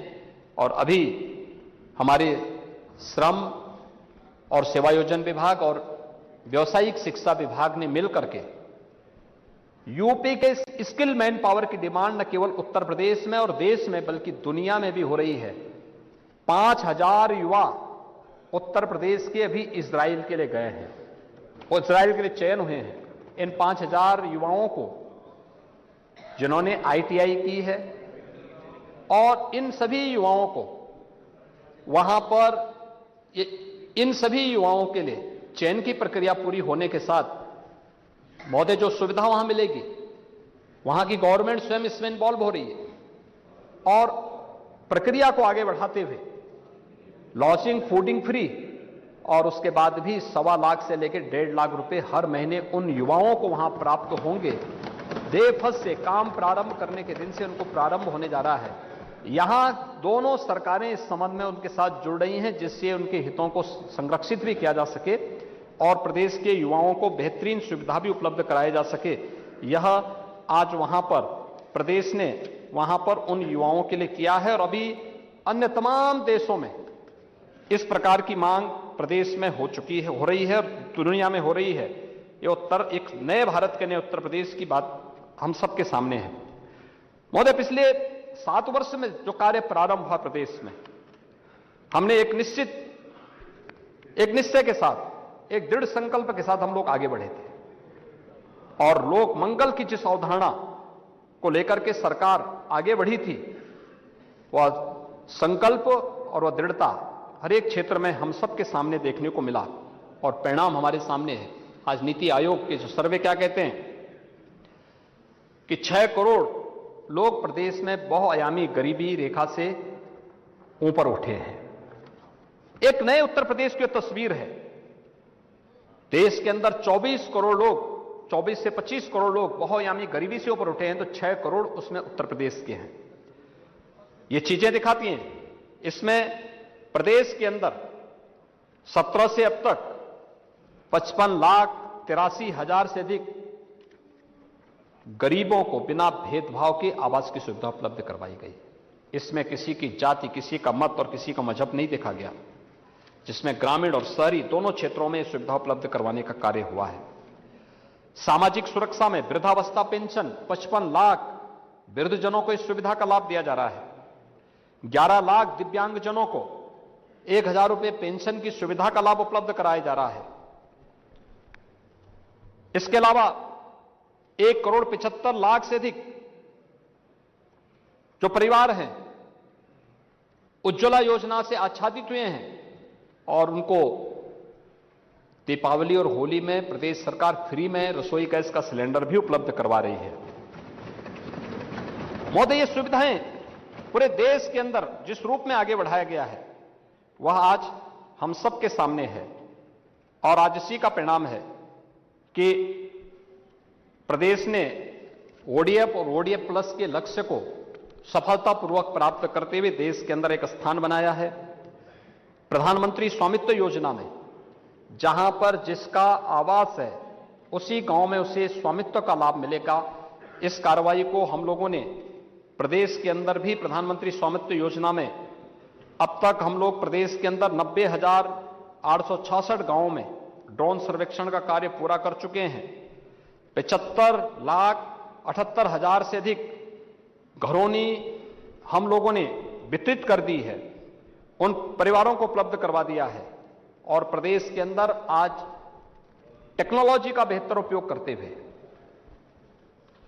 आवास, शौचालय, बिजली, स्वास्थ्य की सुविधा, राशन की सुविधा और अन्य बुनियादी सुविधाएं उन गरीबों को उपलब्ध करवाने का जो कार्य किया गया है वह ईज ऑफ लिविंग के लक्ष्य को प्राप्त करता है। और इसलिए ईज ऑफ लिविंग जो राज्यपाल जी ने अपने संबोधन में उत्तर प्रदेश के लक्ष्यों की ओर ध्यान आकर्षित किया है, यह प्रदेश सरकार की इन उपलब्धियों से बहुत स्पष्ट अनुभव कर सकते हैं। आज जब हम यहां पे इसकी चर्चा कर रहे हैं, सरकार एक नए कार्यक्रम को बहुत शीघ्र लागू करने जा रही है, वो फैमिली आईडी कार्ड है। हर परिवार का अपना एक फैमिली आईडी कार्ड होगा। सिचुएशन के 100% लक्ष्य को प्राप्त करने की दिशा में अभी प्रधानमंत्री विकसित भारत संकल्प यात्रा भी गांव-गांव गई थी। विकसित भारत संकल्प यात्रा ये नए भारत की वो यात्रा है जो हर व्यक्ति को प्रधानमंत्री मोदी जी के नेतृत्व में पिछले 10 वर्ष के अंदर देश के अंदर हुए नए विकास, एक नई पहचान, इंफ्रास्ट्रक्चर डेवलपमेंट के लिए जो कार्य हुए हैं, वेलफेयर स्कीम के अंतर्गत बिना भेदभाव के हर भारतवासी को जोड़ने का जो कार्य हुआ है, उन सभी लक्ष्यों से अवगत कराने के साथ साथ जो लोग अभी तक उन योजनाओं से वंचित रहे हैं, उन लोगों को भी हम लोग योजना का हिस्सा बनाएंगे। और इसके लिए एक व्यवस्थित रूप से कार्य हमने प्रदेश के अंदर प्रारंभ किया है। और महोदय, मुझे बताते हुए प्रसन्नता है कि 60 योजनाओं को हमने फोकस किया है, जिसमें 6 करोड़ 64 लाख लाभार्थियों की फैमिली आईडी अब तक हम सीडिंग कर चुके हैं। और बहुत शीघ्र प्रदेश के अंदर जब हम इसको लागू करेंगे, मैं इस बात के लिए आश्वस्त कर सकता हूं कि वे कोई भी परिवार किसी योजना से फिर वंचित नहीं रह पाएगा। दूसरा, हर परिवार के एक व्यक्ति को रोजगार के लक्ष्य को प्रदान करने की दिशा में सरकार इसके माध्यम से आगे बढ़ने का काम करेगी। और महोदय, इसीलिए तो यहां पर उत्तर प्रदेश के बारे में जो बात कही थी हमने, उत्तर प्रदेश की इस विरासत पर हम सबको गौरव की अनुभूति होनी चाहिए। 24 जनवरी 1950 को उत्तर प्रदेश का नाम आया। पहले अलग अलग नाम से था, कभी यूनाइटेड प्रोविंस के नाम पे, कहीं संयुक्त प्रांत के नाम पर, अलग अलग उसके नाम पर था।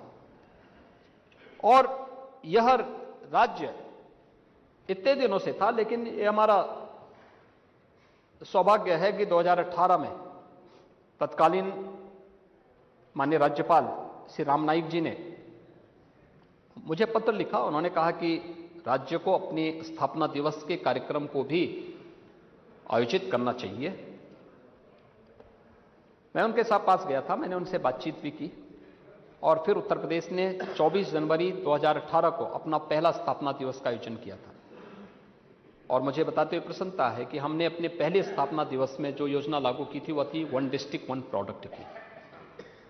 1 डिस्ट्रिक्ट 1 प्रोडक्ट की योजना। नेता प्रतिपक्ष तो ओडीओपी की योजना पे हंस रहे थे कि आपने क्या किया। ये बोलिए कि ये सोचे कि आपने क्या किया।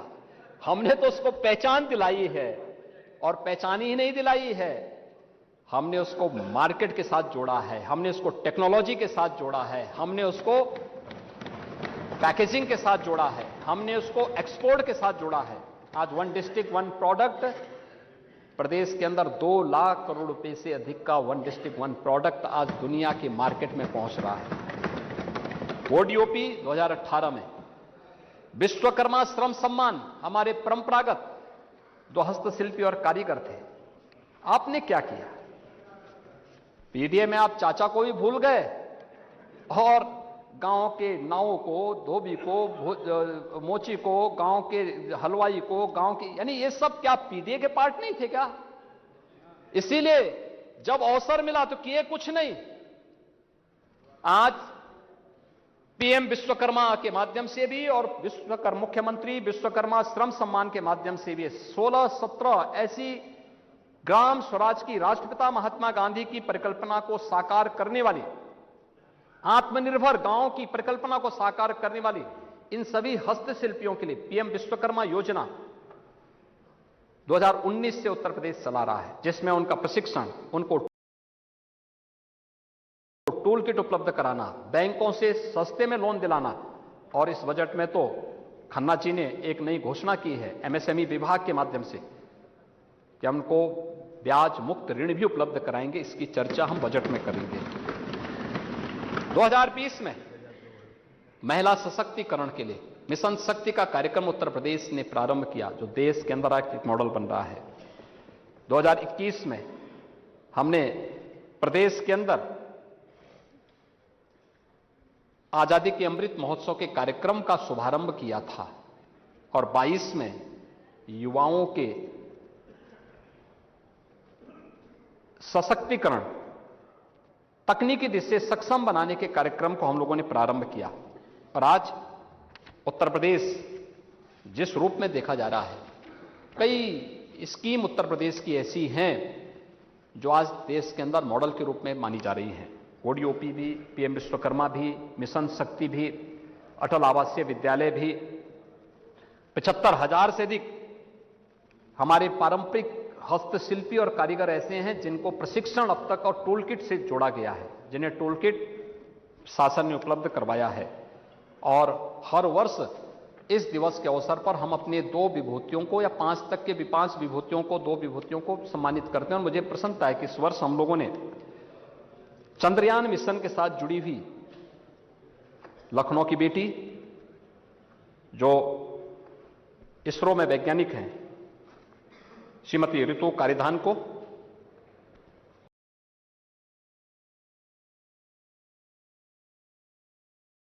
और भारत का पहला यूनिकॉर्न देने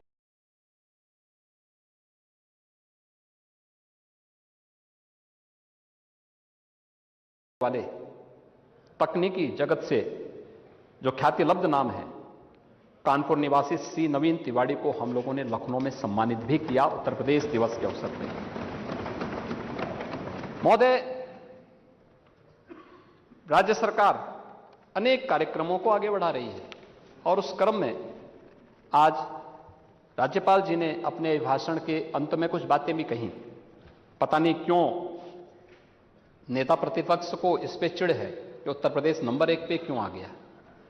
आप नहीं कर पाए तो आज तब भी आपको खुशी होनी चाहिए कि चलिए उत्तर प्रदेश वासियों ने आपको मुख्यमंत्री के रूप में 5 साल तक बर्दाश्त किया और आज कम से कम उत्तर प्रदेश आगे बढ़ रहा है, तो कम से खुशी तो होनी चाहिए आपको। प्रधानमंत्री किसान सम्मान निधि में देश के अंदर 11 करोड़ किसान इस सुविधा का लाभ प्राप्त कर रहे हैं, तो उत्तर प्रदेश में 2 करोड़ 62 लाख किसान इस सुविधा का लाभ प्राप्त कर रहे हैं। और अब तक 63,000 करोड़ रुपए की राशि उत्तर प्रदेश के इन किसानों के खाते में सीधे सीधे हस्तांतरित हुई है।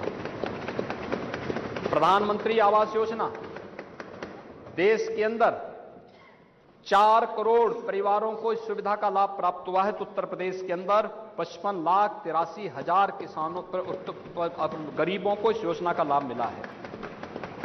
उज्ज्वला योजना, महोदय देश के अंदर 10 करोड़ गरीबों को प्रधानमंत्री उज्ज्वला योजना का लाभ मिला है, तो प्रदेश के अंदर 1 करोड़ 75 लाख को इस सुविधा का लाभ प्राप्त हुआ है।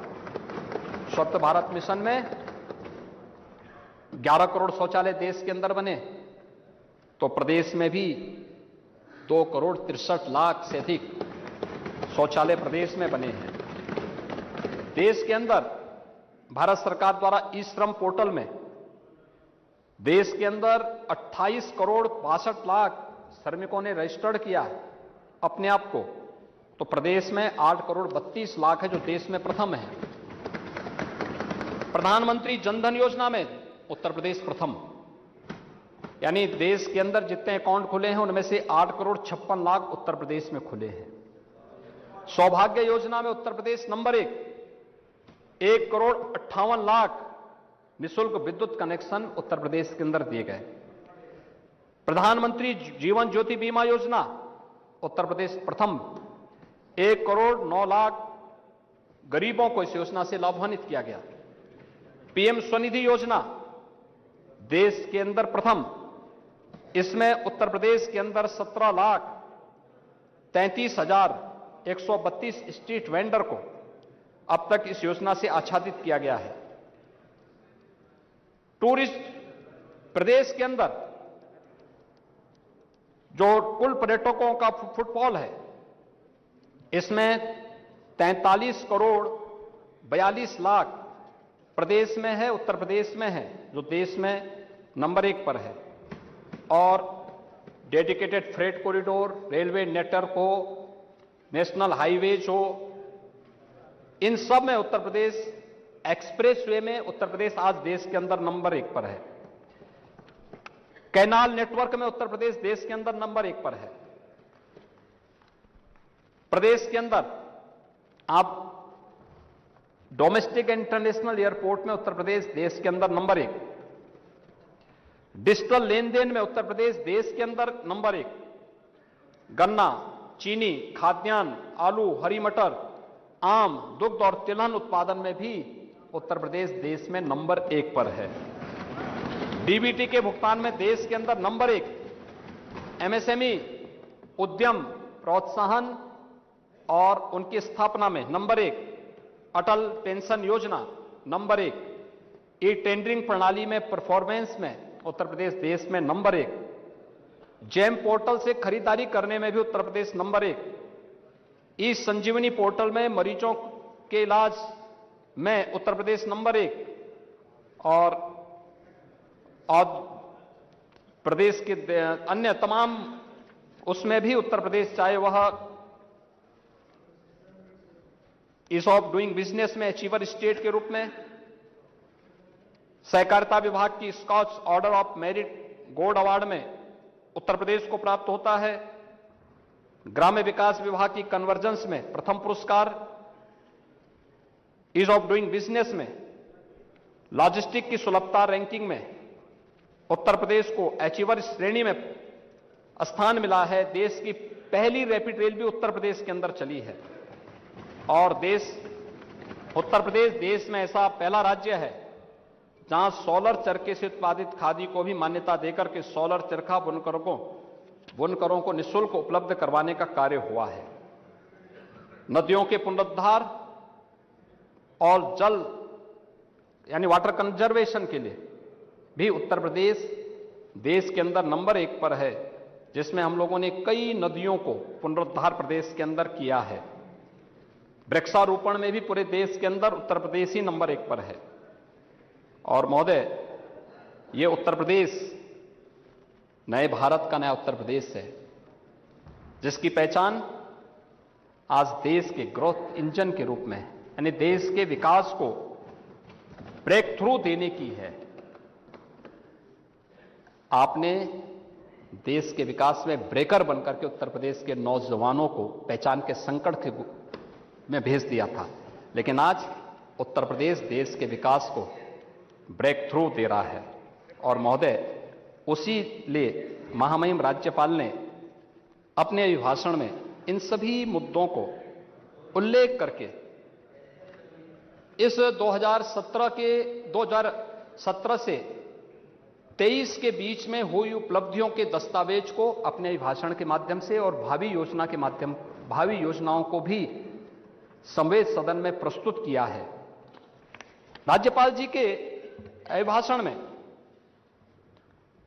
बहुत सारी चीजों का उल्लेख किया गया है और मैं पहला धन्यवाद दूंगा अपने उन सभी माननीय सदस्यों को, नेता प्रतिपक्ष के साथ साथ सभी दलीय नेताओं को और उन सभी माननीय 100 सदस्यों को जिन्होंने इस पूरी चर्चा में डॉक्टर नीरज वोरा जी के द्वारा और श्रीमती श्वेता भदौरिया जी के द्वारा अनुमोदित इस प्रस्ताव के समर्थन में अपने विचारों को यहां पे रखा। जो उनके सुझाव होंगे सरकार उसका संज्ञान भी लेगी और जो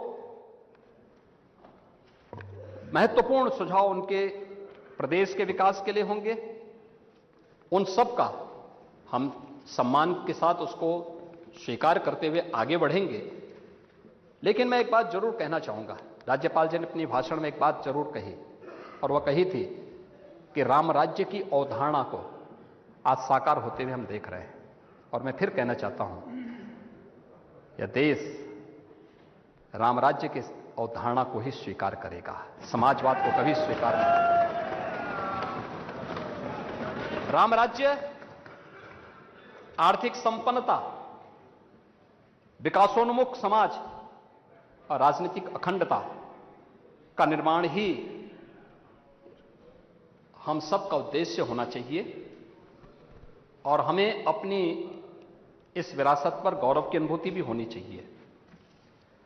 हमें याद रखना होगा कि अतीत की नींव पर हम एक सुदृढ़ भवन का निर्माण करके आगे बढ़ सकते हैं। अतीत का बिछड़ा वर्तमान का त्रिशंकु होता है। इसलिए इस बात को ध्यान में रखना कि समाजवाद जो केवल एक मृग तृष्णा बन चुकी है, समाजवाद एक अस्वाभाविक, अप्राकृतिक, एक अमानवीय व्यवस्था बना के रख दी है आप लोगों ने। बहुरूपये की तरह इसके अनेक ब्रांड हैं। मैं फिर कहना चाहता हूं, प्रजातांत्रिक समाजवाद के रूप में भी आप लोगों ने इसको देखा है, लोकतांत्रिक समाजवाद के रूप में भी आपने इसको बोला है, चच्चों का प्रगतिशील समाजवाद भी सब लोग देख रहे हैं, आर्थिक समाजवाद भी लोगों ने दे रखा है और प्रदेश ने पारिवारिक समाजवाद को भी झेला है। हमारा राम राज्य एक सार्वकालिक, सार्वभौमिक और सार्वदेशिक व्यवस्था, एक शाश्वत व्यवस्था है। बिना भेदभाव की योजनाओं का लाभ देना, सबका साथ, सबका विकास, सबका प्रयास और सबका विश्वास, यही राम राज्य की अवधारणा है। और 22 जनवरी का कार्यक्रम भी इसी बात की प्रेरणा हम सबको दे रहा था। और मैं आह्वान करूंगा कि हम सबको इसके लिए कार्य करना होगा, निरंतर प्रयास करना होगा। बहुत अच्छे ढंग से हम प्रदेश को आगे बढ़ा सकते हैं। माननीय राज्यपाल जी का जो अभिभाषण है, ये एक प्रेरणा है, एक मार्गदर्शन है। मैं महामहिम राज्यपाल जी के प्रति, उनके अभिभाषण संवेद सदन के प्रति उनके द्वारा दिए गए मार्गदर्शन और अभिभाषण के लिए हृदय से आभार व्यक्त करता हूं। और मैं इस सम्मानित सदन से इस बारे में अनुरोध करता हूं कि सर्वसम्मति से हम वर्ष के प्रारंभ में जो उनका मार्गदर्शन अभिभाषण के माध्यम से इस सदन को प्राप्त हुआ है, उसको सर्वसम्मति से पारित करते हुए महामहिम राज्यपाल के प्रति आभार और धन्यवाद ज्ञापित करें। अध्यक्ष जी, आपने मौका दिया, मैं हृदय से आपको भी धन्यवाद देता हूं और माननीय सदस्यों को एक बार फिर से इस बात के लिए आह्वान करूंगा कि 11 फरवरी की तिथि माननीय अध्यक्ष जी ने तय की है, तो 11 फरवरी को हम सब अयोध्या में जाएं तो बहुत अच्छा होगा।